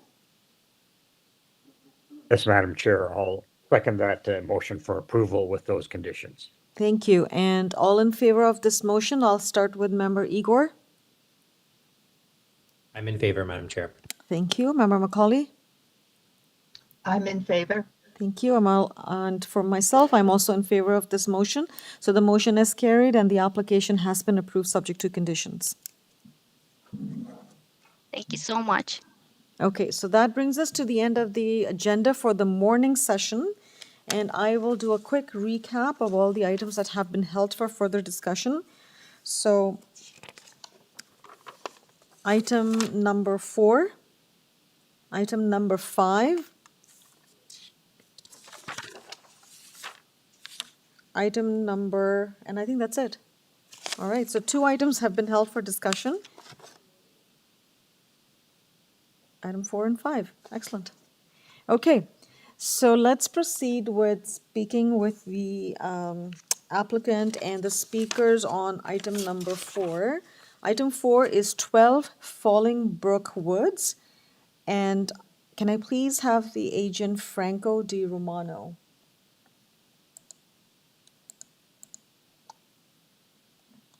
Hello, Franco. Morning, Are you? Madam Chair, Franco Romano. Go Morning, ahead. Madam Chair, Franco Romano, 2095 Autumn Breeze, Port Credit. All right, thank you, Franco, for joining us this morning. Franco, would you like to make a presentation to the committee? Yes, I would like to refer to the supporting material that I had submitted. Yes, it First is on off, the I would agenda. like to say, Go ahead, sorry. no worries. First off, I'd like to say that I appreciate the efforts that the staff at all various divisions have undertaken to work with my client and the team in preparing this application and proceeding in front of the Committee of Adjustment panel, and also members of the public that have participated and worked with my clients as well in achieving the proposal that's in front of this Committee of Adjustment. The Toronto Region Conservation Authority has no concerns and objections, and we understand there's a permit required and will proceed on that basis. Ravine staff have had originally indicated a concern, but understanding the proposal, they just have a condition of approval, so they have no further concerns. And on that light, I'm going to inform the committee that the application deals with a building length variance, but there is no building depth variance. Much of the length already exists, and I'll get to that in a little more fully. Planning staff also very helpful, and we walked through the application with them and worked with planning staff in arriving at the application. And they have identified a condition of approval to tie any approval that this committee may grant to the site plan, as well as a building elevation. I think they mentioned the front elevation, but we're happy to tie it to all 4 elevations. They mentioned in their staff report, and I concur as a registered professional planner, that the proposal is compatible with the surrounding context and the existing neighborhood. What you'll see on slide 1, and thank you staff for bringing this up, slide 1 shows that the subject property is located on Fallingbrook Woods. This is an area where there's a lot of Fallingbrook streets, but this is Fallingbrook Woods. And this street has a topography to it. It rises and flows up and down. In that regard, there's about a 4-meter difference from the front to the back on the subject site. What I'm showing in green are all the people that and neighbors that have lent their support in writing, and those are submissions that have been made. what you'll see in photographs, and I can take dozens and dozens of photographs to illustrate that there are dwellings of 2, 3, and 4 stories in height that prevail throughout this neighborhood, some in relation to topography and others just based on fairly level land and 3 or 4 stories in height. What you'll typically see is that the upper floors are built within the roof line. And in terms of floor space index, you're going to see on Fallingbrook Woods itself, approximately 26% of properties exceed that 279 square meters that is the maximum for this property, this proposal. We also see a number of lot coverages that exceed what's permitted and also exceed what is proposed. And we see a number of floor space indexes, but of course, each application must be dealt with on its own merits. And I must submit that when we look at this area and its rolling topography, building height, floor space index, they're not equal one property to the next. They're all a little different. If we move to the next slide, please, we're going to see that on the next slide, many of the variances in front of this panel relate to existing conditions. The existing building length is already in excess. The proposed building length is only for the first floor. The second floor is 17.08 meters. So I guess it's an 8 centimeter difference. And the third floor is 13.85 meters. But all the setbacks, including the front, which are a number of variances there, deal with a garage. Those are all existing. If we move to the next slide, we're going to see that the building height is triggered because the owners are looking to utilize the roof space. So there's a new roof, and the third floor is going to be built within the roof. Whether a house is replaced or building addition occurs here, there's going to be a roof on the dwelling, and you'll see that the roof being utilized as habitable space triggers the third floor variance and the building height variance. But you'll see that there's still a cascade in heights with neighboring properties. So this is fully in keeping, and many of the variances, because they're associated with building on the existing footprint, trigger a reflection of existing conditions. So the owners are looking to accommodate aging in place, not only for themselves, but for their parents. There's wheelchair accessibility and mobility issues that are being accommodated. You'll see in the floor plans there's an elevator, and that is in part why there's the proposed building additions. So subject to any questions, Madam Chair, I submit that the application has merit and should be authorized subject to the conditions of Ravine as well as planning staff. Thank you, Madam Chair. Okay, thank you very much. Just in time, I was about to interrupt you for your 5 minutes. So that's good. I'm going to turn over to the committee members to see if they have any questions. So Member McKay, I'd like to start with you. Do you have any questions or comments of the applicant? No, I don't, Madam Chair. Okay, thank you. Member Macaulay, do you have any comments, questions? Yes, Madam Chair. I note that you're asking for a rear yard addition.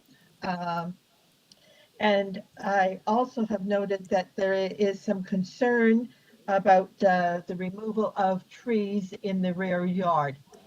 Can you explain what the rear yard addition does in terms of impact on that rear yard?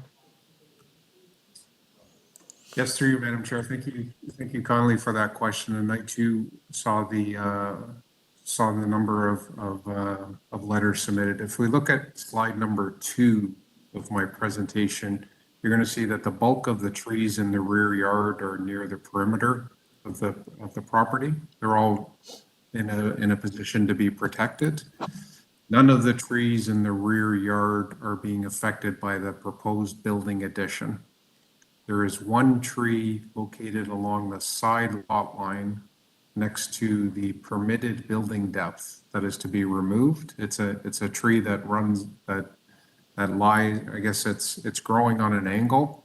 It's a Norway tree, and that is a tree that we've been working with Ravine staff to see if it can either be retained, but they also are in agreement that it should be a tree that gets removed, but it is not in the rear yard. It's located in the side adjacent to the, I guess where I have in the little box there, variance number 8 relating to the stairs. It's in that position, but that's not located in the rear yard. There are a couple of other trees that are located where the pool is shown on this plan. There are no variances associated with the pool, and my clients have shown, we've discussed with Ravine that we can work with them to see if those are trees that are indeed worthy of being protected, because our arborist has indicated that those trees are in declining health. But if they are something that could be retained, then they will be retained. And of course, there's a substantial amount of open space and green space in the backyard that's able to be have replacement trees planted, if there are indeed replacement trees that need to be planted. There are no trees in the front that are being affected by the proposed building additions, because the building additions towards the front is all over top of the existing footprint. Okay. Is that good, Member Macaulay? Any follow-up? Yes, thank you very much. Just one follow-up question, and I don't really remember. You say there is a pool in the backyard, or is there proposed to be a swimming pool in the backyard? Once again, through you, Madam Chair, thank you for that question. There is no existing pool. The owners would like to install a pool, and the principal reason for that is because their parents, especially the Dr. Amalius's parents, are mobility challenged, and that would be a method of exercise that they would be capable of undertaking. So that would be certainly high on their list of desires in order to ensure that they can have their aging parents age in place with them, with their caregivers allowing them to go into the pool. But that isn't it. But that would be a new pool that they would have to obtain a permit from the city, and also Ravine permit if there are any trees that are being affected. Of course, as a Ravine property, every single tree, regardless of diameters, is regulated. So Ravine would have to be satisfied. Okay, thank you very much for that clarification, because I noticed that some of the letters from the residents have identified that there will be substantial changes in the rear yard, but as you have indicated, that will also require approval from the Ravine bylaw officials, and that will come at a later date. Thank you. Thank you, You're welcome. Thank you, Member Macaulay. I'll come to Member Igor. Any questions, Member Igor? Yes, I'm just curious if the applicant has any thoughts on some of the negative comments that have come from the community, or anything that you would like to add to that. Yes, thank you, through you, Madam Chair. Thank you for that question. I think it's fairly common in an urban mature setting where there's rolling topography and existing buildings that do not currently comply with the zoning bylaw to have a concern when a piece of paper shows up in the mail and it says, you know, it lists in this case 10 variances, and some of those numbers look fairly large or small, you know, depending on which way you want to look at it in terms of, for example, a front yard setback. But when one looks at this property, and you know, my clients went door to door, and they went basically within the 60-meter radius, because they asked, you know, how far should we go? And you know, you want to deal with as many people as you can. But once you actually see the site plan drawing and the building elevations, and how this is a proposal that's actually minimizing impacts on the property, because it is a building addition. It's utilizing what is in place. And much of those variances, like front yard setback, that existing garage is at the front lot line already. The proposed front yard setback is only to a small building addition over top of that garage that's actually set back further from the front lot line.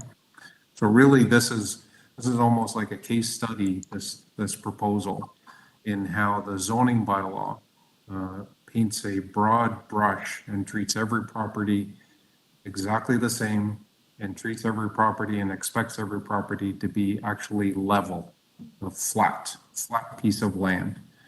And that's certainly not the case on Fallingbrook Woods. And I think what I would impress upon anybody that's listening and paying attention to this application is that the variances that are before this panel reflect in large measure building upon existing conditions and are basically regularizing what is already there.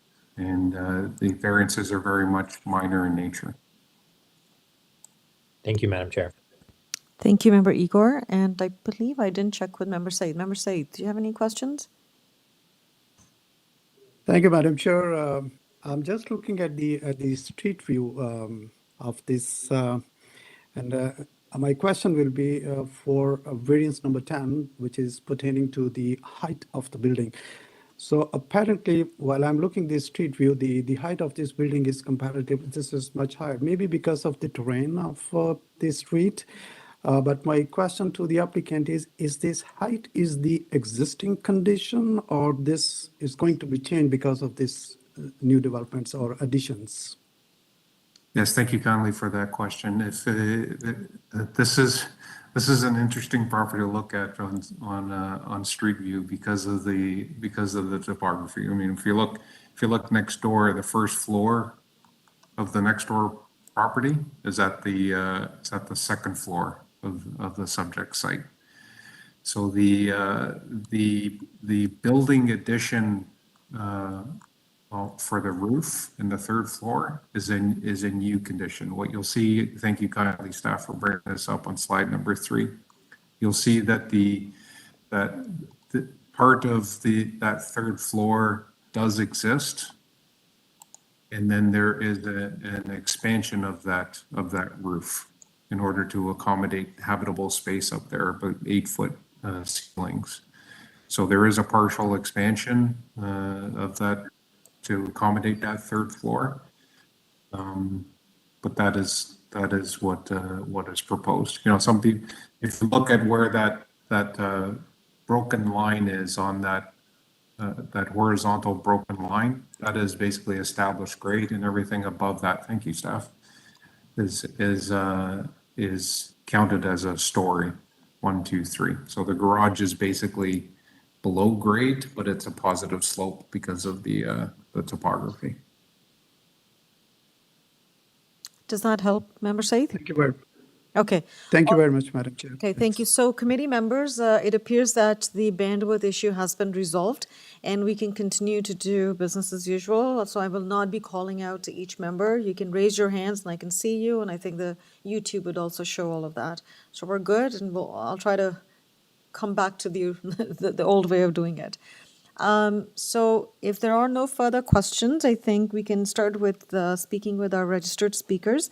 So I'll start with the first registered speaker, Connie Durcho. Connie, are you with us?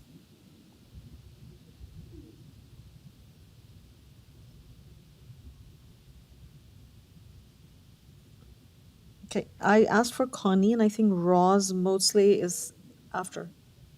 Together? Okay, all right. So Connie and Ross are together. So you can appear on the video if that's how you wish to appear.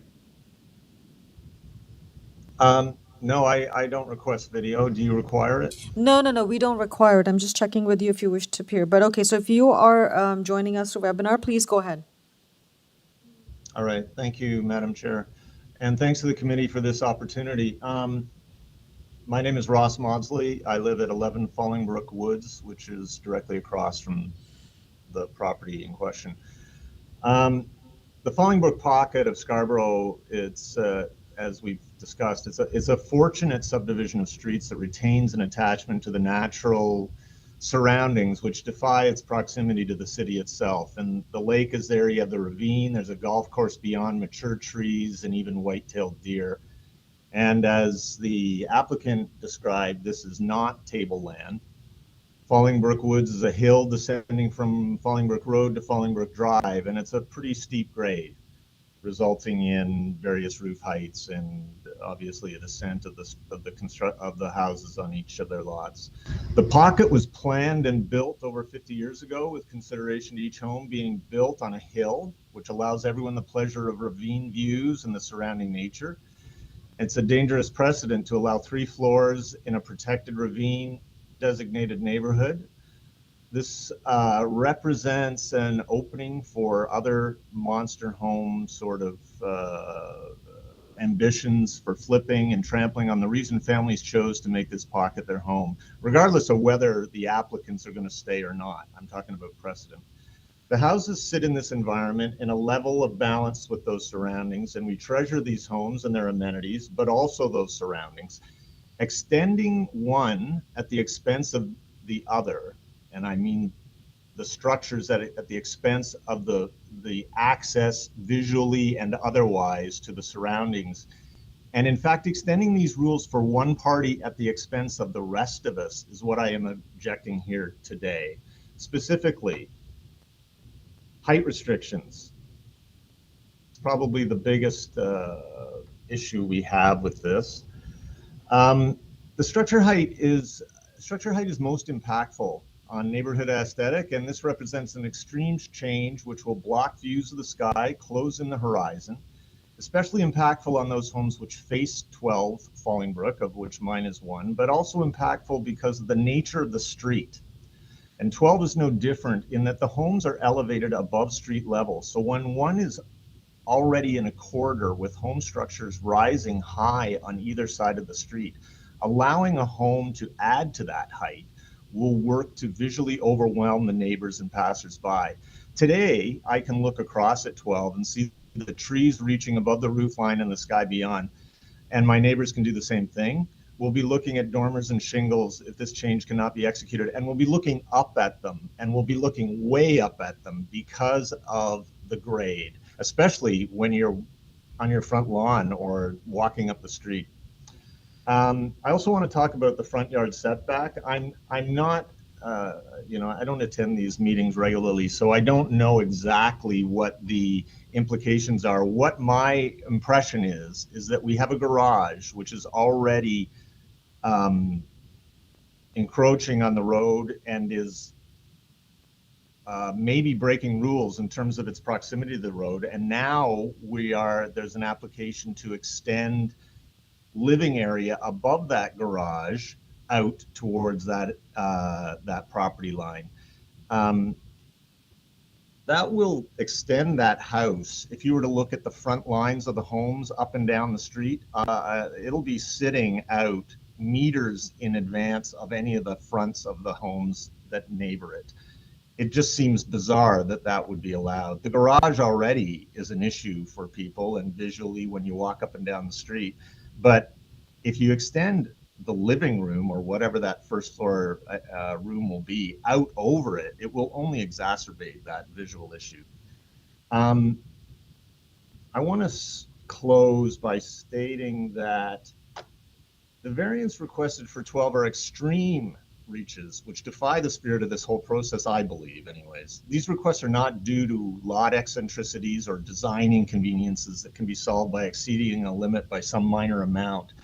It's an attempt to remodel what is already a large home into a superstructure that simply does not fit physically or aesthetically. They have overshot, simple as that. And I also want to point out that elevation drawings do not serve to communicate the visual impact that this will have because of the fact that we're talking about perspective from a position below where these homes are. If you're on that street, you're looking, the front door of that home is above your head.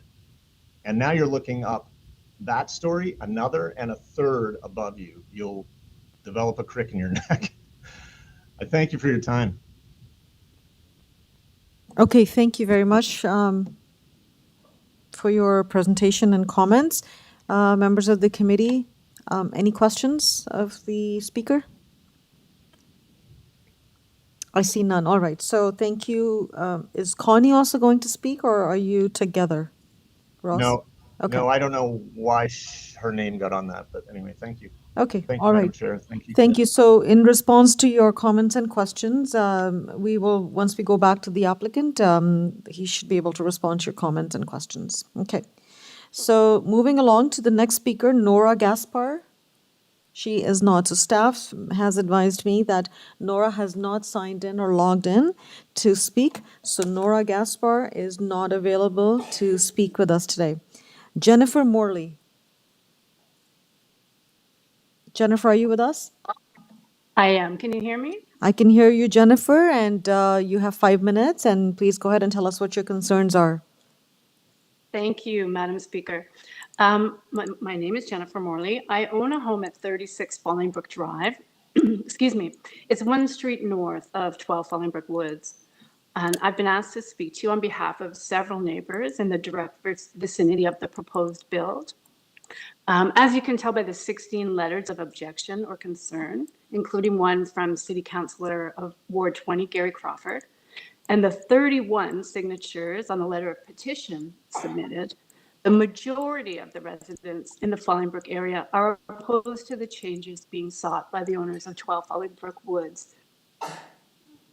Those who are not familiar with this neighborhood, it's a very dense, nature-dense area of the city. It has actually more of a rural feel to it. The tree canopy is magnificent. It consists of many well-established trees that provide homes to wildlife, including deer, fox, rabbit, coyotes, owls, and many other species of birds. So it's a really unique pocket in the city. The streets are very steep, and the neighborhood is zoned as a ravine setting. And as such is protected by the Ravine and Natural Feature Protection Bylaw. Despite the crucial need to preserve green space in a ravine setting, the homeowners at 12 Fallingbrook Woods are seeking to remove 11 trees from the property. Disrupting the environment in this way has a number of negative consequences on the whole surrounding area. It increases urban heat, disrupts biodiversity of the local ecosystem, reduces habitat available to the many species of birds and animals that live here, and it also increases erosion. In fact, if you'll note, the Urban Forestry Department sent 2 letters in, one on the 9th, and then they changed their opinion a little bit by the 14th. I'm not sure what happened in between, but in both of the letters, they directly oppose to the installation of the pool and the surrounding hardscaping. They are also, in one of the letters, objecting to the removal of the large Norway maple. So the concern is removing the trees and their extensive root systems increases erosion and runoff. And installing a pool with the hardscaping around it interferes with the absorption of the rainwater. So both of these actions put the houses below at increased risk of flooding. And we all know with our ever-changing climate, promising to deliver more and severe storms, this is particularly worrisome. Where is all this water going to go? So we, the neighbors of Fallingbrook, are hoping that the Committee of Adjustment will see that the number and extent of the variances being proposed by the owners of 12 Fallingbrook Woods are anything but minor. We trust that you will make a decision that will be in the best interest of protecting the natural environment around this property. Thank you. Thank you, Nora, for speaking with us today. Members of the committee, do you have any questions? Member Igor, please go ahead. Yeah, thank you, Madam Chair. I just have a question for the speaker. I'm wondering, I know you talked quite a bit about the environmental impact. I'm wondering if you have any thoughts about the property on 7 Fallingbrook that was approved by the committee, and in regards to the environmental impact that the construction of that property will have. I understand your comment around like trees and removing trees and systems and whatnot, but I'm just curious, as you're a person who seems to be quite involved in the neighborhood, if you have a rationale or perspective.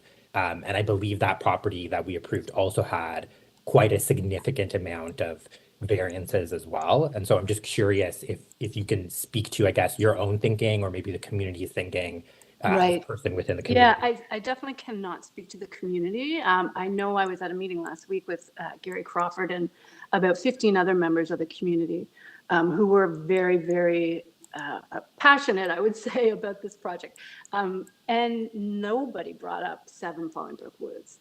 To be honest, I'm not that familiar with the changes that are being proposed there. I did not receive a letter in the mail about their proposed changes. We definitely would have had time to go over that with the other neighbors. Certainly any kind of construction that happens around here does impact the ravine setting. And so, yeah, it's not ideal.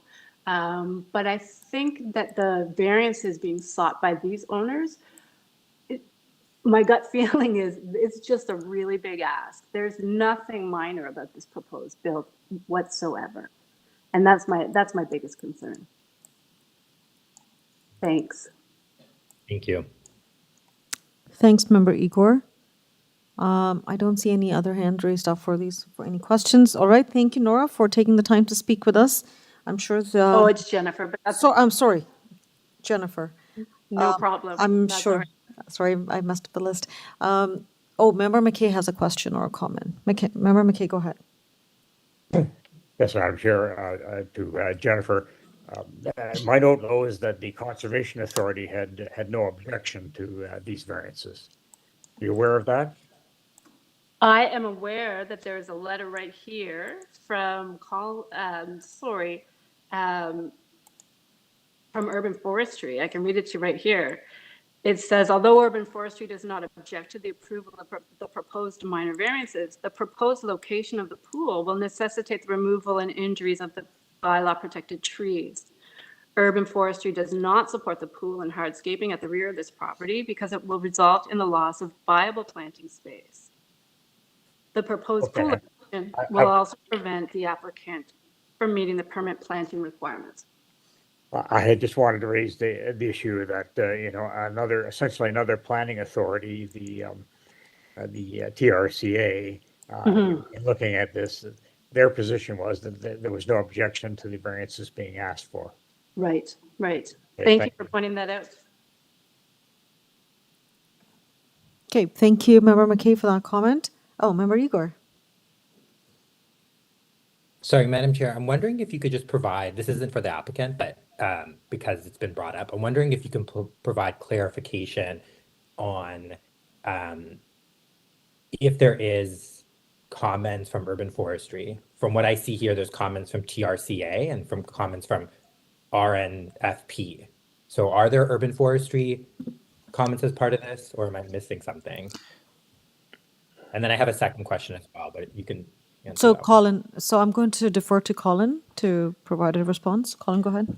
Through the chair, I'd like to answer 2 questions. Member Igor's question. Since this application was circulated to Urban Forestry Tree Protection, which is a separate group which is a separate group. However, since the entire area is designated, is within the ravine protected area, ravines commented on it alone. Because it doesn't apply, the tree protection for the private tree bylaw does not apply. It's one or the other. And the other. Sorry, Colin, if I just may, their report is also on the agenda. It's included. The RNFP report? Yes, but I'm talking about I think Member Igor had a question about urban forestry tree protection. Yes. And there was an earlier question from one of the neighbors about the advisory comments for the pool. As the applicant has indicated, I just want to clarify and just confirm that the pool is not subject to the variance, the application that's before you today. The pool will be subject to a separate process, which is outside of Committee of Adjustment and will be reviewed, and it will be circulated to ravines. I can confirm that.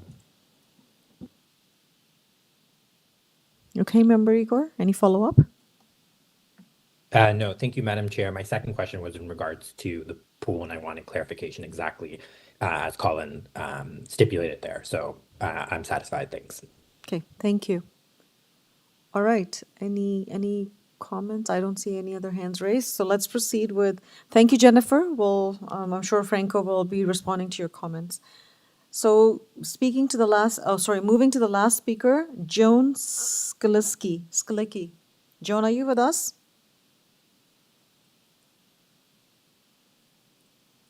Hello, Hi there.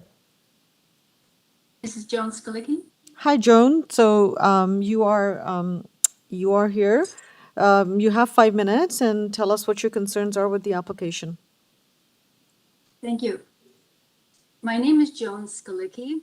For the past 45 years, I have lived at 18 Fallingbrook Woods, a unique protected ravine area of steep hills. The proposed bill at number 12 is out of character with the surrounding homes. Allowing a third-story build goes against the zoning bylaws and would set a precedent for future builds. Allowing a massive increase in house size towards the front and back will reduce visibility of green space and encroach on the privacy of neighbors. I believe the zoning bylaws were created to protect neighborhoods from unwanted changes and unnecessary development. I am appealing to you, members of the Committee of Adjustment, to protect our interests by enforcing zoning bylaws. We, the Friends of Fallingbrook, have chosen to live here because of the natural beauty of the ravine and the special placement of the homes on the hills. I ask that you consider all of the reasons for the letters of objection from Fallingbrook property owners. Our special Fallingbrook needs to be protected against those who ignore the zoning bylaws. We can agree on some minor variances, but most of the requested variances are not minor. They may indeed be, of a few three-story houses in the quote, existing housing stock, unquote, approved by the Committee of Adjustment, but that does not make it right for the Friends of Fallingbrook.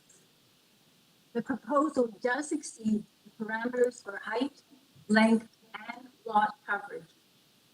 We, the Friends of Fallingbrook, are trying to preserve our neighborhood. We like where we live, and we'd like to keep it that way. Thank you for your time. Thank you very much, Joan, for your time. Going to ask the committee members if they have any questions. Member Igor, please go ahead. Thank you, Madam Chair. I'm just wondering for the speaker if they are aware that there are other properties within the neighborhood that are 3 stories. Well, I guess when you consider the neighborhood, I'm talking Fallingbrook. And in terms of in the Fallingbrook, I am not aware of, I know there was a letter saying existing housing stock. I'm not sure how far away from Fallingbrook that is, but I've lived here for 45 years in Fallingbrook, and I don't see any 3 stories. So, Joanne, if I can just respond to that. From what I see, and I'm happy for you to correct me if I'm incorrect, because you've lived in the neighborhood and I'm just looking off of Google Maps here, but 83 Fallingbrook are the 3 that come to mind that are right adjacent to the street, maybe 5 or 6 properties away from the application. Not to mention that there's quite, I mean, I know one of the characterizations by one of the speakers was that the properties aren't that large, but in my opinion, and I'm happy if folks agree with me or not, but it seems like there are quite significantly large houses in this neighborhood. New builds that have been built on that streets that are adjacent, that are quite extensive and quite large. Maybe not 3 stories, but quite large in terms of the space that they occupy. So I'm wondering if what I said bears any consideration for you.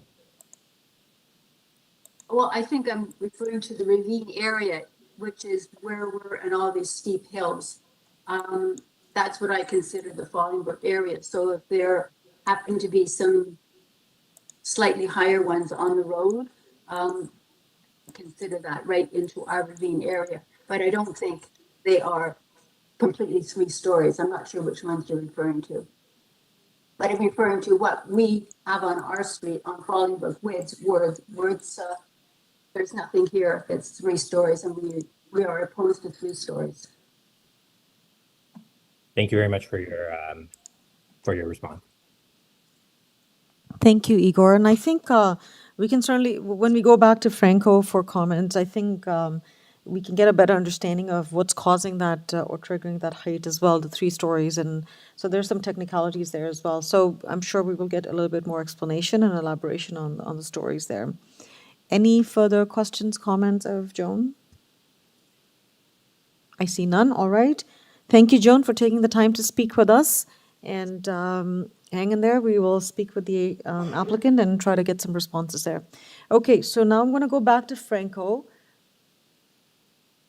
Franco, you heard all the speakers, and I hope you've made some good notes. And so over to you now. You have 5 minutes to respond to all the concerns that have been raised or provide any clarification that that was requested.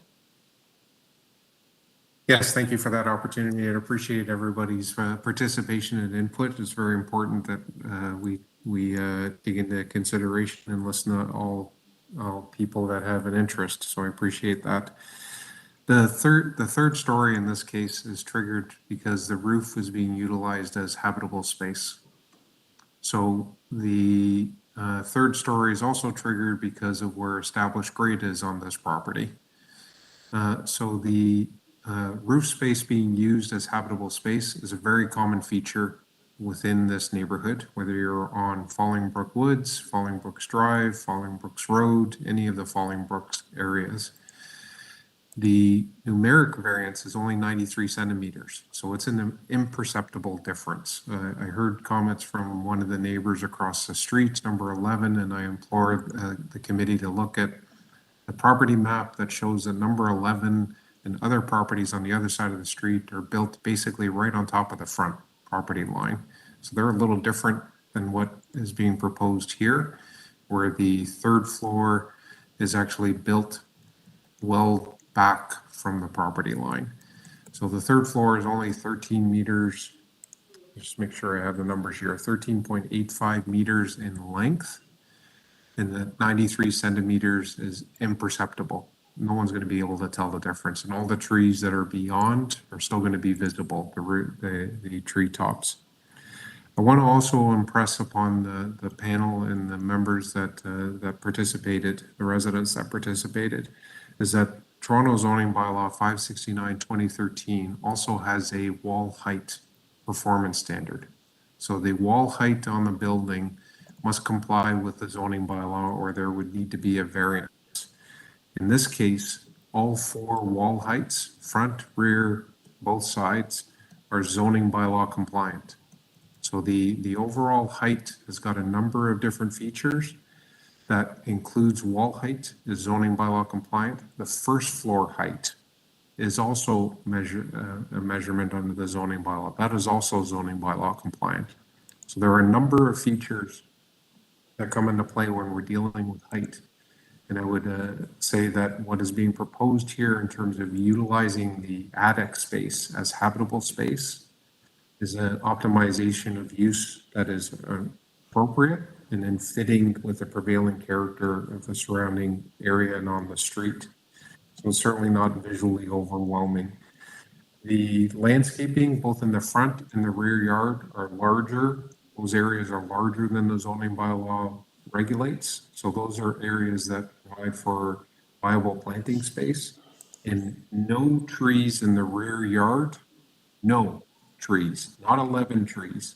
No trees in the rear yard are being removed as a consequence of the proposed building additions that are in front of this panel. Madam Chair, the pool is a separate process, and I appreciate staff's comments, but I think it's important to reiterate, the pool is a separate process, and if the pool is refused by Ravine, then full stop, that pool cannot be constructed. And Ravine has that ability and that power. So I would, once again, in terms of privacy, point out that every single neighbor that abuts this subject property, side to side and rear, and even some across the street are in support of the application, so there are no privacy concerns. So subject to any questions, Madam Chair, I submit that the variance is subject to the conditions of planning staff and Ravine represent good planning, and I would hope that the committee agrees and would approve the application. Thank you, Madam Chair. Thank you very much, Franco. And I will confirm that we did receive a memo from the from Ravines confirming of no concerns. And as staff confirmed, the pool will be a separate process. Through that process, the ravine will also be circulated. And should there be any additional concerns, those would be taken care of through that process. So that's what we have been advised of from Ravine and from staff as well. Now, Franco, I think you explained the trees and you've confirmed that none of the 11 trees are being removed, correct, as a result of this development? There are no trees in the rear yard that are being removed as a consequence of the development that's in front of this panel. The one tree that is being affected to be removed is a Norway that's up against the side lot line near to where the stairs are of the building, but that's in the side yard, not the rear yard. Okay, thank you very much for that confirmation. I think you clarified on the height as well. Okay, so I'm going to move over to the committee members now. Committee, any questions, concerns? You can raise your hands, I can see you. Member Macaulay, go ahead. Thank you, Madam Chair. I have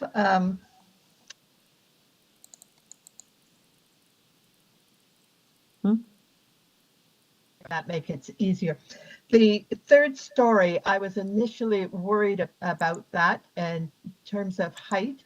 I read that he is proposing to lower the garage, and that accommodates some of that height. I'm not really worried about the third story height. I'm not worried about the location of the building versus the street. What does concern me is the rear yard and the topography of the rear yard. I'm very concerned about the cutting into that topography, and I've noticed that one of our variances is to extend the building length to 23 meters from 17 meters. It's hard to determine how much that cuts into the regrading of the ravine and its impact. And as has been stated, the swimming pool is a separate application and will have to go through its own process. It's not up to us to either approve or not approve a swimming pool. So, Madam Chair, I'm listening to the neighbors. I'm concerned about the development here. I see that we've got ravine forestry. We have TRCA comments. We have community planning comments that are recommending tying the application to the site plan and elevation drawings. I think overall, we have pretty much tried to do the best we can for this. It's a difficult site. It has a number of issues. The process is not going to be known until such time as the other agencies proceed with their approvals. So from a variance point of view, I believe I'm satisfied. I open that up to comments from my other panel members. Okay, so we're not yet in deliberation. So once we go into committee, they can sort of respond to yours. But I just want to make sure I'm giving a chance to everyone if they have questions of the applicant before we go into committee. Sorry. That's okay, no problem. And then we will certainly, respond or deliberate on your comment if you're seeking any clarification. Any other member? Okay. And as you very well said, Member Macaulay, that it would still need to go through the when it comes to the construction time, it has to obtain TRCA permit, who would be looking at any cut and fill there. Ravine will be looking at it from their perspective as it relates to pool. So I think this will have another set of eyes being looked at through another avenue as well. What we have before us are the variances, and I think that's what we have to consider. in terms of any concerns that we have related to the variances. Okay, so I would like to proceed with taking the matter into committee, but before I do, Franco, any closing remark?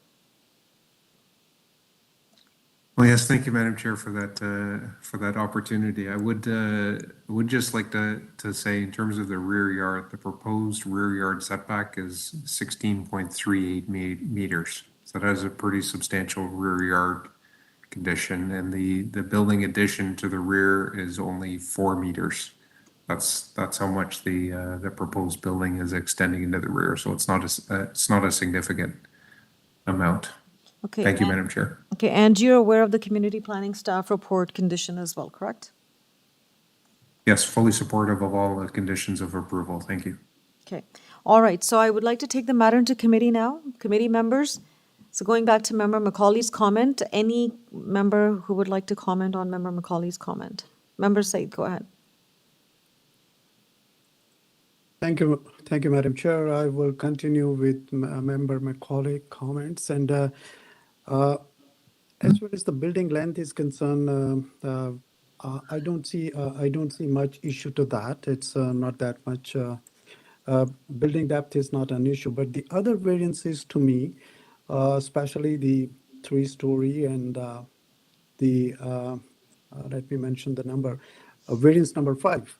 So the front yard setback, there is a garage and there is going to be a further construction over the garage, which is going to give it a totally different shape. Already the garage, like one of the applicant was, speaker was mentioning that it's very close to the roadside property lot line, and it's going to be a further building on that garage will be a massive development. And also because of the topography of this area and the building where it's located, this height is going to impact on the other properties. And I am worried that it's going to be destabilize the pattern of the future development if this is set as a precedent for the future development. So apparently to me, this development at current point, this point of time is not blending into the character of the street or what the development I see. I went through the street, the Google Street View. I never saw any 3-story building there close to this property, although the building heights is there because of the hill and because of the nature of that street. So to me, this is not blending into the character and culture of the street. That's my comments on that. Okay, thank you. Any other comment? Member Igor, please go ahead. Thank you, Madam Chair. I think this is a very interesting site. I think because of the typology of the site, it presents some challenges. I've been looking through the various, households that are on this street, and they all seem to be different in their architecture, in the amount of garages they have, where the garage is located, if there's livable space above the garage or not, if the garage is sort of like independent a bit, their front sort of typology of how they look like, whether there's stairs or not, whether there's landscaping, the extent of landscaping. So this is a very interesting street, I would say, in terms of consistency. There isn't much, I would say. I do agree with some of the comments that have been made around the garage of the applicant. It seems like it is quite close to the street, the only one that seems to be like that, I would say. And building on top of that, I'm happy that no trees or only one tree is potentially going to be removed. That was a big concern for me. Yeah, those are my. Okay, thank you, Member Igor. I'd like to echo your comments as well. This is quite an interesting, unique site. It has its challenges, but I still feel that this is a modest intensification of the house. Yes, it's triggering a lot of variances because there are, again, zoning is is sort of general, and it doesn't speak to the uniqueness of each site. And when you start applying those, yes, it may start to trigger all these variances because it's probably not meeting something that, it's stipulated in the zoning bylaw, but I still feel that it's a modest intensification. If you looked at the materials that were provided, especially slide 4, I think that is quite clear in terms of what is being added, or the expansion, or the scope of the expansion. So in my opinion, it's a modest intensification of the house. Yes, it is triggering some variances, but I still feel that it's still minor in nature. It's still meeting the intent of the bylaw. I think intensification like this is generally permitted within the official plan as well, so it meets the intent of the official plan as well, and I think it's desirable. I think, Igor, you made a good point. It is quite an eclectic mix. I have driven through this area a couple of times, and also looking at the street view today, it's an eclectic mix. There are large and small, and again, it's because of the topography of the overall neighborhood, that the houses are, there's a variety of housing forms and scope of development. So in my opinion, I don't have a concern with the application. Okay, all right. I think we had a good deliberation on it. We spent quite a bit of time on this, and if there are no further comments or concerns, it'll be quite interesting to see what the motion would be. So who would want to proceed with the motion? And keep in mind that there are conditions from community planning.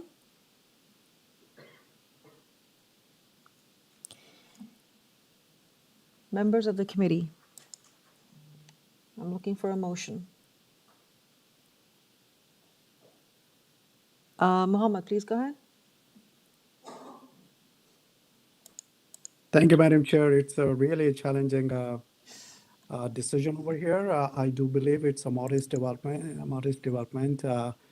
But as I mentioned, that I'm afraid setting a precedent would be even more challenging in the coming days. With that, Madam Chair, I move the motion for rejection of this application. Okay, so we have a motion on the floor to deny the application. May I have a seconder, please?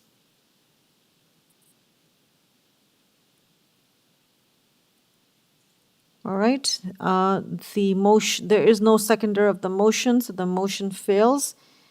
Can I now have a motion? Member Macaulay, go ahead, please. I'm going to put forth a motion for approval of the application. It is with some concern, but I think as terms of variances and what we can do, the variances are reasonable. The impact will be part of the character of the community, and as many have said, this particular section of Scarborough has a lot of variances, a lot of variety, as well as a lot of character. I'm going to recommend approval, but subject to approval from TRCA. I believe they have to provide a permit. So you don't have to, sorry, Member Macaulay, I don't think you need to add that as a condition. A permit is a OBC requirement, so it would have to be obtained prior to the building permit. Okay, so let's just make it clear to all those that have spoken that a permit will be required still from TRCA. That is correct. The ravine bylaw will, RNFP will still have to look at this application. They have one condition, number 3. Sorry, Member Macaulay, I'm interrupting you a few times, but here, I think if you want to keep it straight, you could just say the condition from ravine and natural protection. Okay. There's condition number 3. Well, do I try the condition from community planning? Yeah, so 2 conditions only. Tying it to the site plan and the elevation drawings. Okay. So that the application that we see is tied to the site plan that we have seen and all 4 elevation drawings that we have seen. Okay. Okay, so I'm recommending approval, knowing that there will be further permits required, but in terms of the variances, they are appropriate. Okay, so Member Macaulay has put forward a motion to approve the application subject to condition from Ravine and National Protection and Community Planning Staff Report, as recommended in the report. May I have a seconder, please? Member Igor, please go ahead. Hi, Madam Chair. I'll second that motion. Okay, and all in favor of this motion? The motion is carried, save and except Mohammed, who had a different motion that failed. So the motion has been carried and the application has been approved. Thank you. Okay, we go to item number 5. Item number 5 is 97 Kalmar Avenue. Can I please have the agent, Krishna Shah? Hello, Krishna, you with us? Good afternoon, Madam Chair. Good afternoon, Krishna. So we have your application before us for 97 Kalmar Avenue, and you have requested 3 variances. Do you wish Yes. to say something about your application? Yes, sure. So I would like to give a small presentation for my application. Sure, go ahead. Okay, so I'm representing for 97 Kalmar Avenue. We applied with 3 variances. So the first variance is the lot coverage. We are proposing 35.36%, which is only 2.36% more than allowed. And the second variance is the building length. We have proposed 19 meters. And the third variance is FSI. So we are proposing 0.7, which is only 0.1 more than allowed. So there are similar projects in the neighborhood with lot coverage up to 40.29%, which is 7.29% more than allowed, which has been approved from the city. Also, there are few projects with building length up to 19.27 meter, which is there in the neighborhood. So I would like to request the committee member to consider these variances as they are minor in nature and kindly approve the request. I would also like to thank the neighbors for giving their time and giving a suggestion on this project. And now I would like to respond to a few objections. So there are a few concerns regarding sewage. So we shall definitely consult the engineering department and lean all the comments and advices with the engineering department of the city.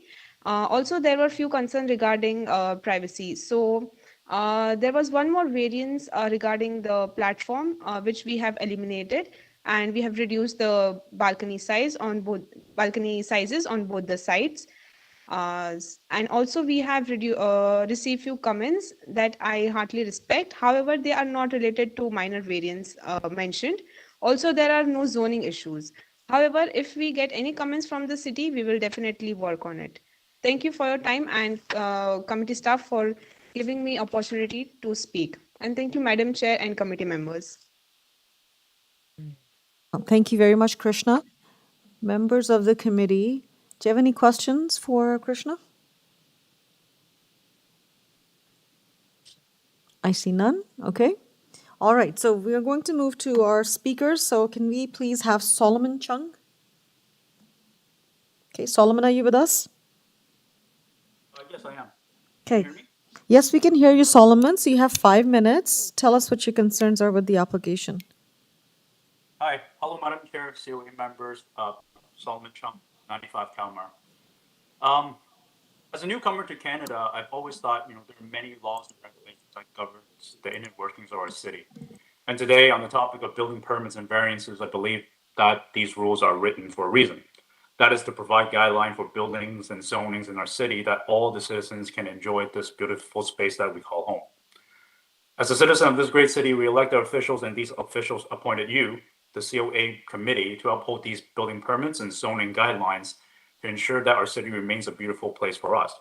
It is also my hope that in electing these officials, these city guidelines are upheld and variances are kept to a minimum. But yet, in my short tenure of 6 years in this neighborhood, I've seen many variance applications and an attempt to circumvent the city guidelines that's been set forth. All of these applications are done in the name of profit and blatant disregard to the general plan of the city and the well-being of its neighbors. There are many things in 97 KALMAR that are inherently excessive. The size of the house, like, increasing lot coverage to 35.56% from 33%, increasing the length of the house to 19 meters from 17 meters, increasing the floor space index to 0.7 times from 0.6 times. And we're gradually pushing the envelope of these, quote, minor variances, end quote, and eventually set precedents for other applications to follow suit and or exceed the city guidelines that has been set forth. There will be impacts to the neighborhood should these variances be approved. The size and maximum capacity of the proposed house as a result of these variances will create excessive traffic and parking requirements on an already busy street. There are many pedestrians who travel on KALMAR Avenue as it is close to many schools, churches, and community centers. The neighborhood is very transient as it is between the beaches and the bluffs, 2 points of interest which attracts many visitors by cars, some of which will actually even use KALMAR as a crossroad from Kingston to Danforth. It is important to note, although the proposed plan says it's a two-story building, in looking at its floor plan, the applicant is clearly misrepresenting a three-story building by calling one of its floor a mezzanine as opposed to a floor.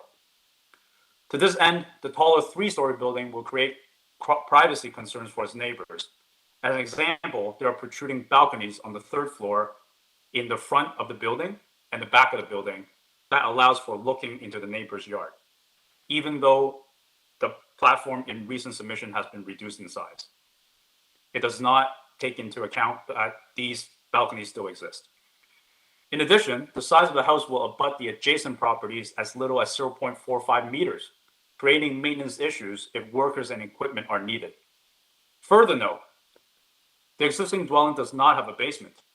The newly proposed basement will further create drainage concerns on KALMAR Avenue, which has been plagued by floods and raw sewage backups. And in multiple submissions, there are reports of sinkholes around 97 KALMAR and its surrounding building that is proof that drainage issues exist. Many of these concerns, I hope, I hope the COA members, Madam Chair, yourselves have actually reviewed and are expressed in greater details in my submission. And ultimately, look, we welcome new developments as it helps bring diversity to our community. But I hope on the grounds of adhering closely to city guidelines, the concerns expressed herein and impacts on its neighbors, this application is rejected fully without further considerations. Thank you for your time. Thank you, Solomon. So a couple of things here. You've raised some good points, but I just want to get to the variances. So I understand you have concerns with the increase in percentage. And then just so you know, we have also received your written submission and we have that on file and members have received it and reviewed it. So there's a 2.36% increase from what's permitted in terms of lot coverage. The length of the house is also, the building length is also exceeding from the 17 meters or 18 meters. And then the lot area, I don't see any variances for decks or balconies or larger decks or balconies. So in my submission, if I can bring that up, there was a variance of the decks only limited to 4 square meters. And in the original submission, in particular to the rear backyard balcony, that was exceeding that square meter footage. Now, in the most recent submission, It has been the reduced. applicants have adjusted it. Yeah. I think the main concern here is not the size of the platform, it's the fact that there is a front and a back platform, because this is a first precedent in the entire street. And because now the building are being lifted to 3 stories, I it just understand. presents the privacy concerns. I understand that, but that's as of right. Even you can go and do that today, right? So those are as of right permissions in the zoning. So unfortunately, we can't help you with those platforms or we can't regulate those. What we can look into is, if you have concerns with privacy, then we can consider putting privacy fence or something on those things. But as far as the permissions to put a balcony or deck, those are permitted. And I don't see, and as you rightly pointed out, they probably revised the submission and do not require any further variance related to a deck or a platform. So I just wanted to bring that to your attention, but we can certainly go back, once we go into deliberation or speak with the applicant and see, how we can address your concerns. Okay, well, thank you so much for taking the time to speak with us. Can I just check with the members if they have any questions of Solomon? Member Igor, please go ahead. No question for the speaker, Madam Chair, but can I ask a question of you? That's all right? Yeah, of course, please. I'm just wondering if it's possible for you to, I think some of the items that are being talked about and as well that are in the comments and concerns, which I appreciate from all the speakers, are things that are out of our purview. So I'm wondering if you can give a quick maybe overview of things such as like traffic, things such as sewage and waste, things that are, overseen by other departments, and maybe clarify to folks that there's other entities within the city who make sure that there are no, effects that affect other properties negatively, just to, calm some concerns around those items, or the internal structures of the proposals and kitchens and whatnot. Sure, I can certainly help that. Thank you for reminding me. I actually, when I started my comments, I was hoping to address those as well. So you raise a very good point, and I think it's important for not just Solomon, but for all the residents and on other applications and in the city to understand that the committee's jurisdiction is, or mandate is, to look what's before the committee in terms of the variances. These are, as it relates to the zoning bylaw requirements. Matters outside of the purview, for example, sewage and sanitary and servicing issues, are issues that are looked at by the city's engineering department, including traffic. So when an application like this or others are received from an applicant or the owner, these applications are circulated to various departments, and definitely the most important one being engineering, for matters related to servicing. So rest assured that these applications have been looked by engineering department, and if they had any concerns related to traffic or sewage or sanitary capacity or water capacity, they would have flagged those or worked it out with the owner, and so on and so forth. So, and then I can confirm that we have not received any comments or concerns from the engineering department as it relates to traffic or servicing issues. Your comment regarding drainage, that's a very important and a significant concern from the residents, given, we have been hearing of a lot of issues of drainage and basement floodings and so on and so forth in the city. And again, I can confirm that those matters are also looked at by engineering, but further through the building permit process, when the construction actually begins, with or without variances, that's regardless of the variances, because one can actually go and build a new house on the property without requiring a variance. But for any building permit application, those are the matters that would be very closely looked at by the building department at the time of the building permit issuance. So grading drawings will be required, which would show or represent how the drainage patterns will be on this property. And the bottom line is that as a result of, and that's a principle of development, that any development that would occur would have no adverse impact on adjacent properties or adjacent landowners' properties. So rest assured that would be looked after by the building department, and the experts within that department will be looking at it from a closer lens. That is something that we, from a committee's perspective, are unable to address. But again, once the variances are approved, if the variances are approved and it goes to the building permit stage, those will be the matters that would be looked at through the building department. Igor, have I addressed the matters that you were thinking of? Okay, all right.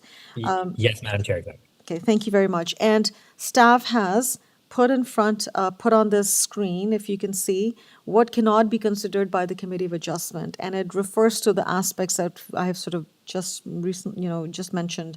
So noise, pollution, maintenance, construction, engineering. If you have concerns, if you have questions, please contact Toronto Building or City Planning or Toronto Engineering, and they will be able to, staff would be able to help you with those. Prosecution for any illegal construction, the committee does not have any jurisdiction on that. You can contact the city and find out if you need more information on that.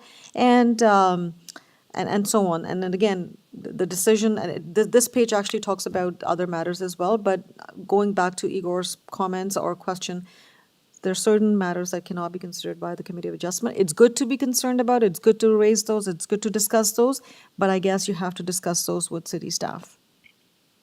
Okay? All right, so that was it for me on that particular notion. Now we can move on and speak with our next neighbor, Caroline Flair. Caroline, are you with us? Yes, I can hear you, Caroline. So you have 5 minutes and you tell us what your concerns are.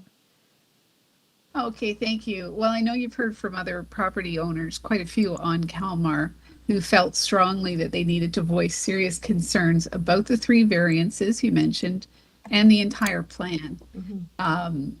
The letters, including my own, which has a picture you might want to refer to on the very last page, which is number 7, show how the variance approval will negatively affect our properties and the whole street.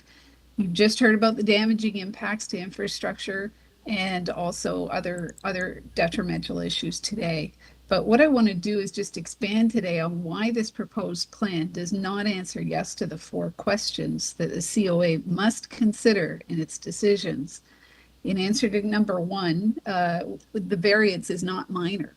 The 3 variances together are 3 of the most major of the project's measurements.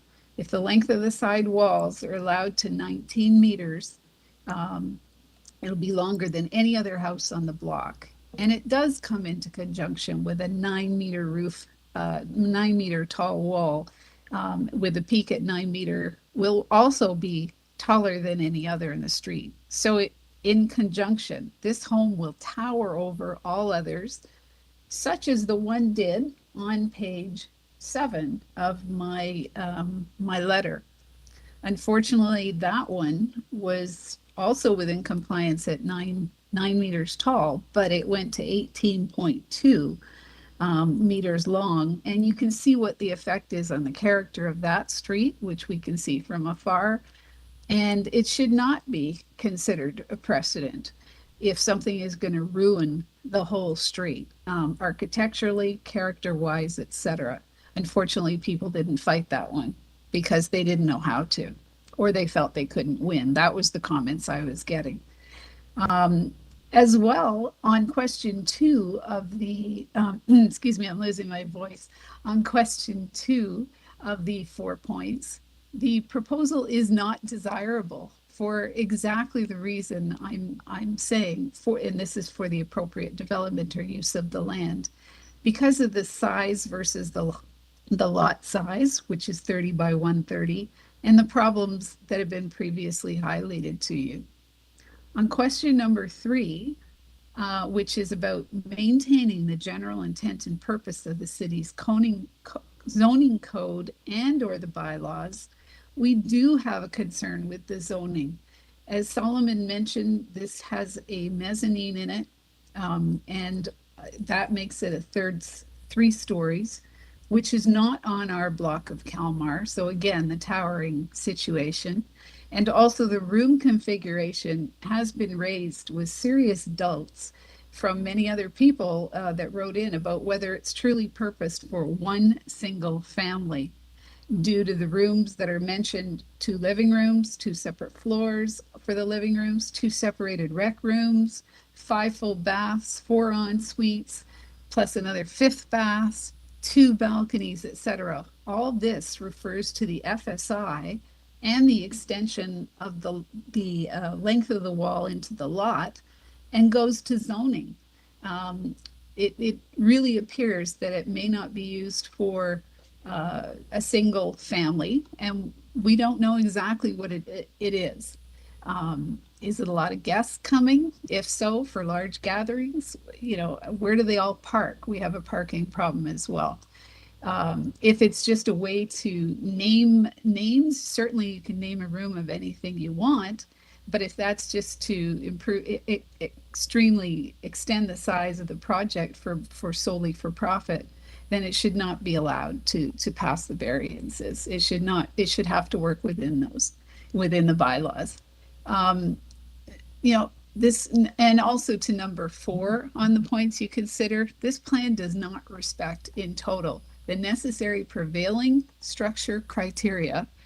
And you can see the one on page 7, as I mentioned, is also not in compliance for the development in established neighborhoods, which is section 4/4.5, mass, size, scale, and height of Toronto's official plan.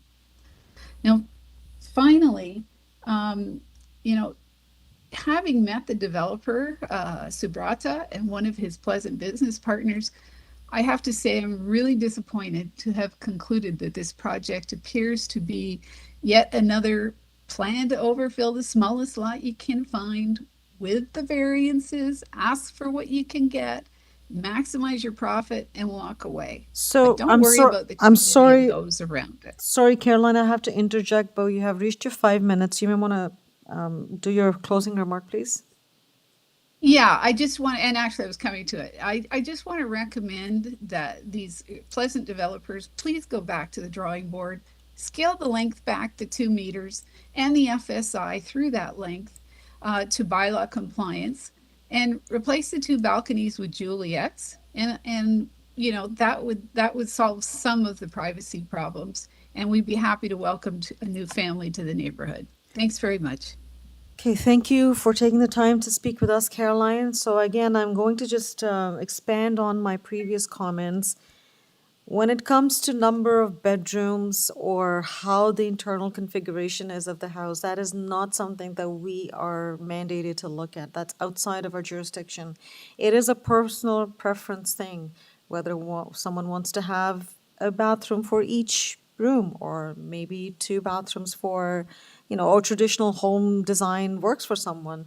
Those are personal preferences, those are design issues, and we have no authority to get into it, nor to my recollection there's anything that limits someone from having number of washrooms. I can see that being tied to servicing, but again, as I said, those matters are looked at through the servicing, through the engineering department and building department, what the capacity is, and if there is enough infrastructure to be able to take care or accommodate that additional servicing needs. So again, that is something that we can comment on. So you refer to single family. Zoning is not people-based. Zoning, it is a single detached dwelling.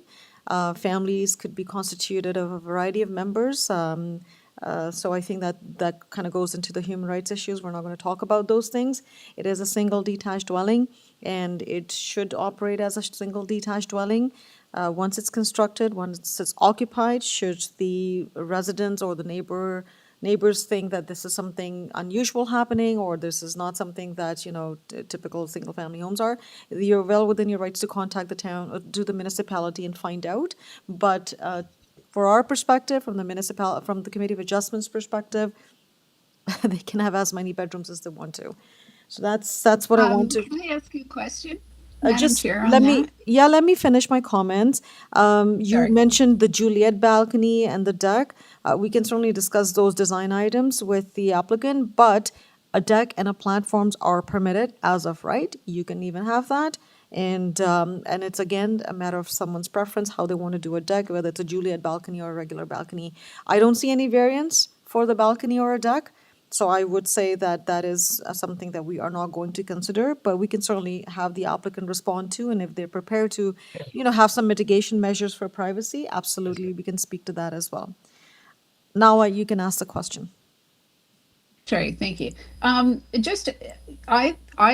understood. I'm not a plan reader, et cetera, that our zoning was single family dwelling, and that goes to the question of all the space needed, whatever the rooms are called. I don't, that's their right, that's their prerogative as to what they want to call them, but it also goes to the FSI. And I believe in question 3 as to the zoning of a single family dwelling, and the FSI, which is one of the 3 variances. And so therefore it also goes to the length of the walls. Whatever you do inside is your prerogative, but what affects the outside, which are those measurements, is what we're concerned about with that zoning. Okay. But is it SFD? Is it single family dwelling, or is it just Okay, regardless of dwelling. dwelling or single family, what constitutes a family? A family could comprise of 10 members. A family could comprise of 6 members. I think we were crossing a very fine line here where we talk about family, right? So I think we should not go there, down that path.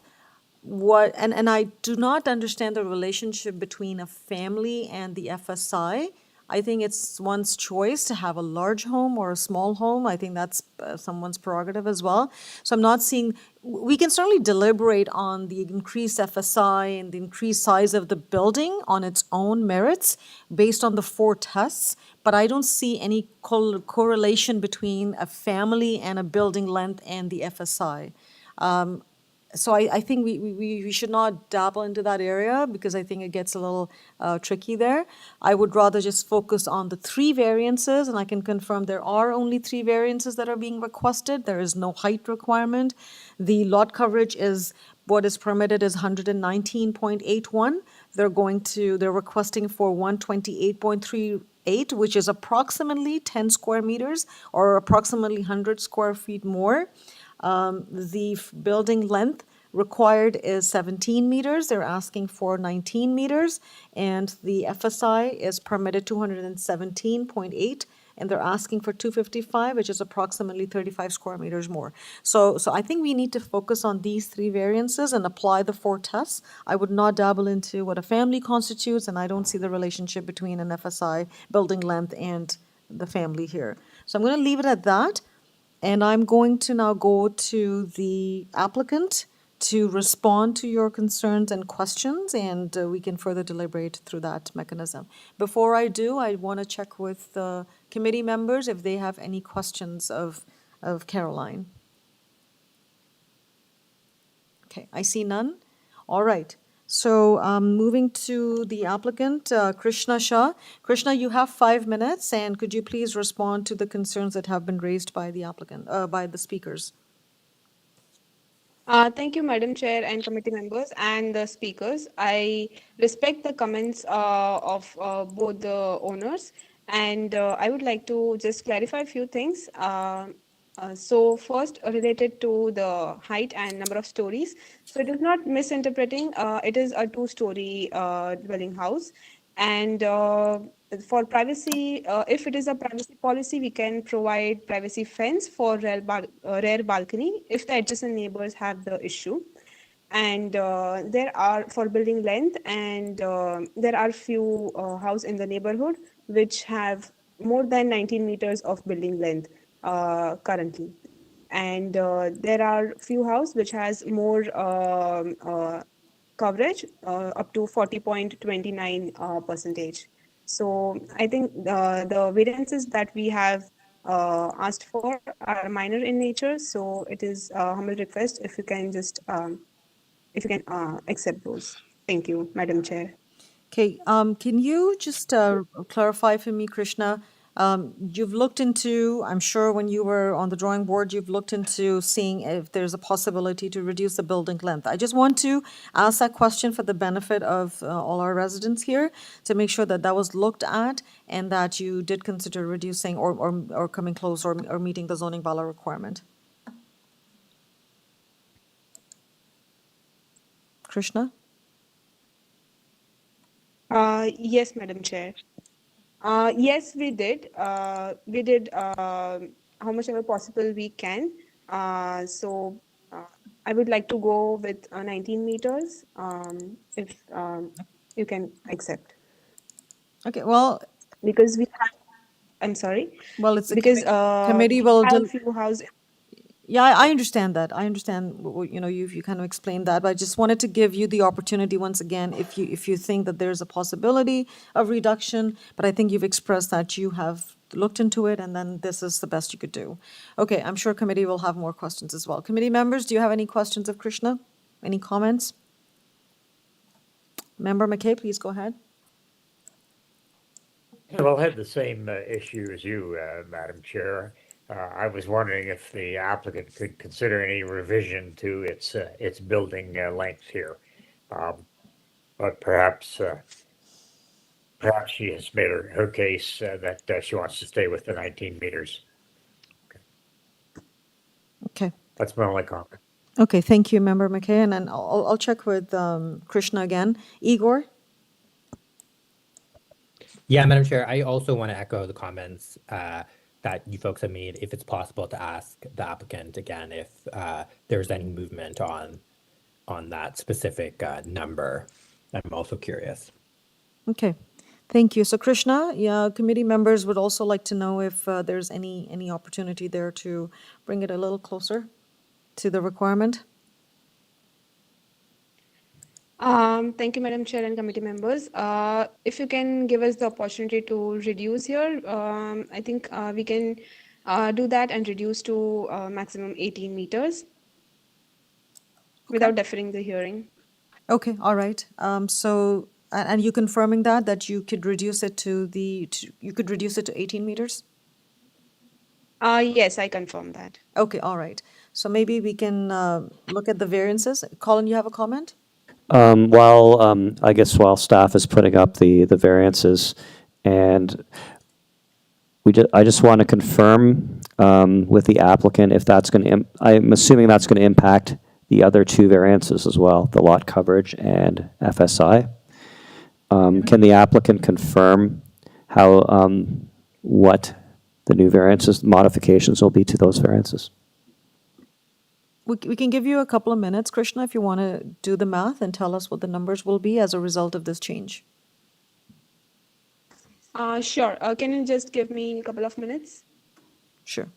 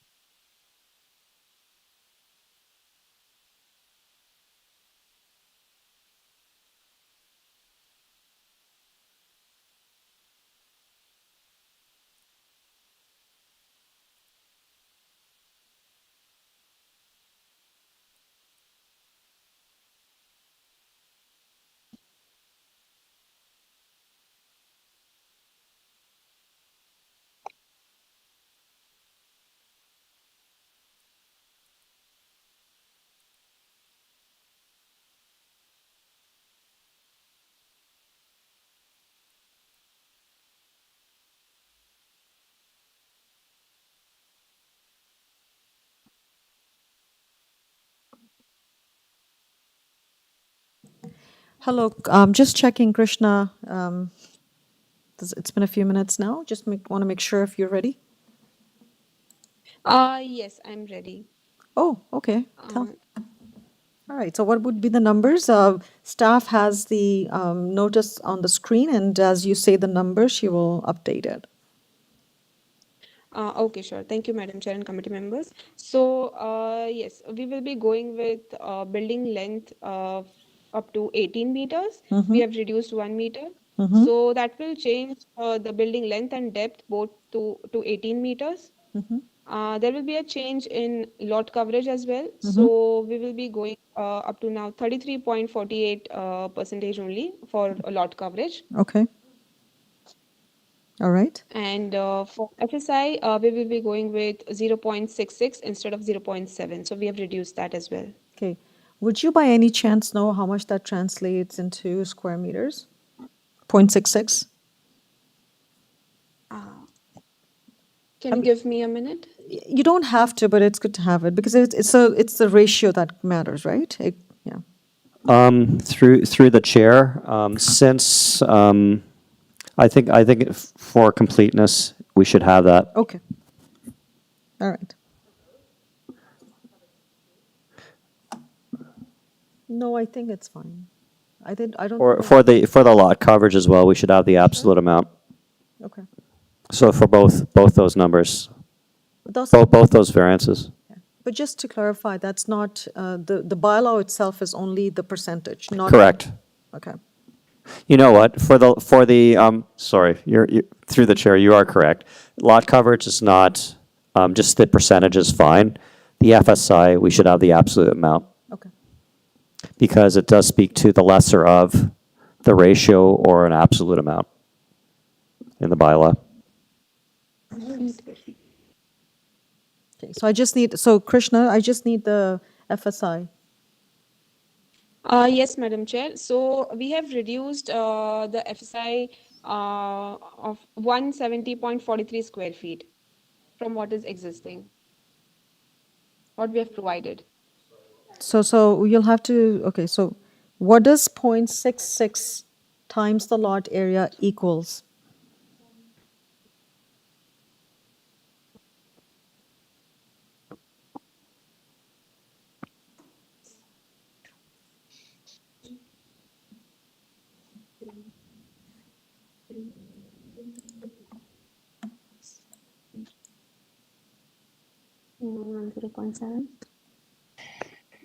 Yes, Madam Chair. So we are proposing 2581.06 square feet of gross floor area now. It can be right. So it cannot be. So so in your original application, the proposed floor space index is 0.7 times the lot area, which is equal to 255.62. Now you're saying that the FSI will go down to 0.66. So I just need to know what that would be in terms of the square meters. Yes, Madam Chair. So in terms of square meters, it will be 239.78. 239.78 square meters. Okay, this makes sense. Okay, all right. So I can confirm again the variances in the order as listed in the notice. The proposed lot coverage is now 33.48. The proposed building length is 18 meters. And the proposed floor space index is 0.66, which is equal to 239.78 square meters. Correct?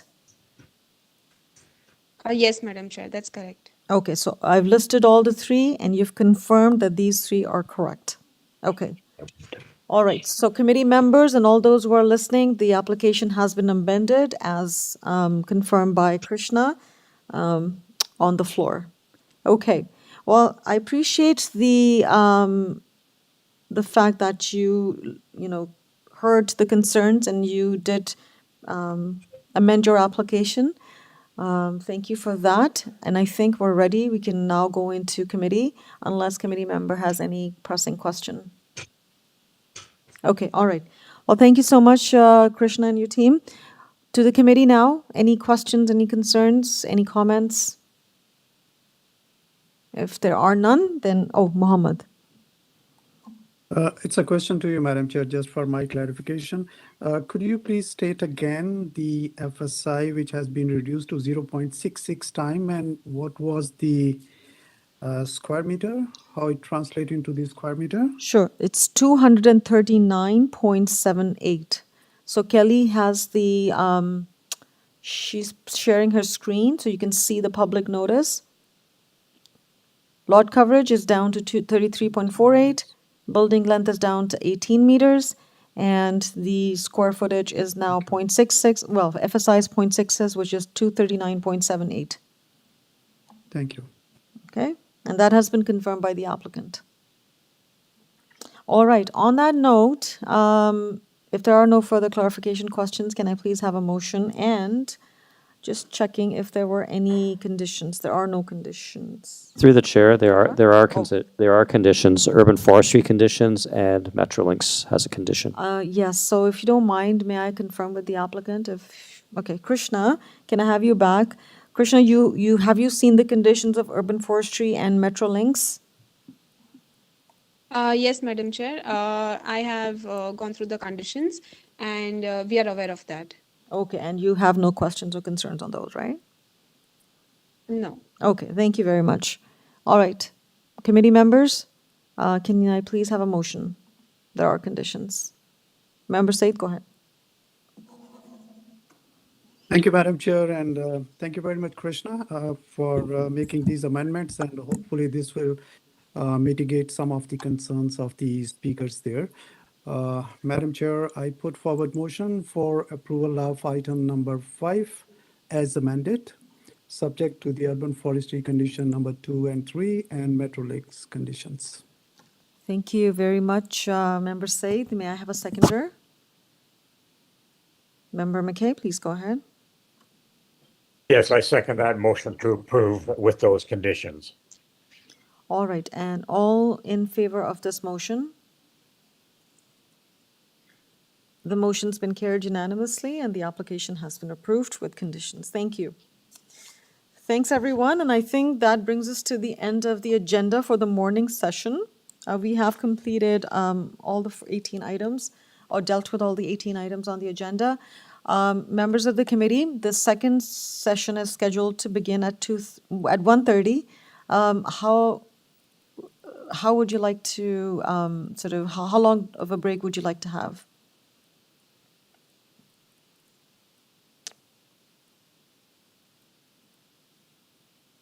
I was going to say if members are okay with us starting at that time, just so, because we only have just a few items. Is that correct, Madam Chair? Maybe we can. I think you get through it. Yeah, you read my mind. I think the afternoon agenda is not very long, so I think we should be, I would like to proceed with 1:30, if that's okay with the rest of the committee members. That's okay, Madam Chair. We can start at 1:30. Okay, all right. So I think, yeah, okay, perfect. So I do see endorsement from all the committee members, so we will resume at 1:30. Through the chair, for all the people viewing on YouTube, please access the link for a separate link for the 1:30 meeting if you wish to continue watching the afternoon session. Thank you. Thanks, everyone. See you at 1:30.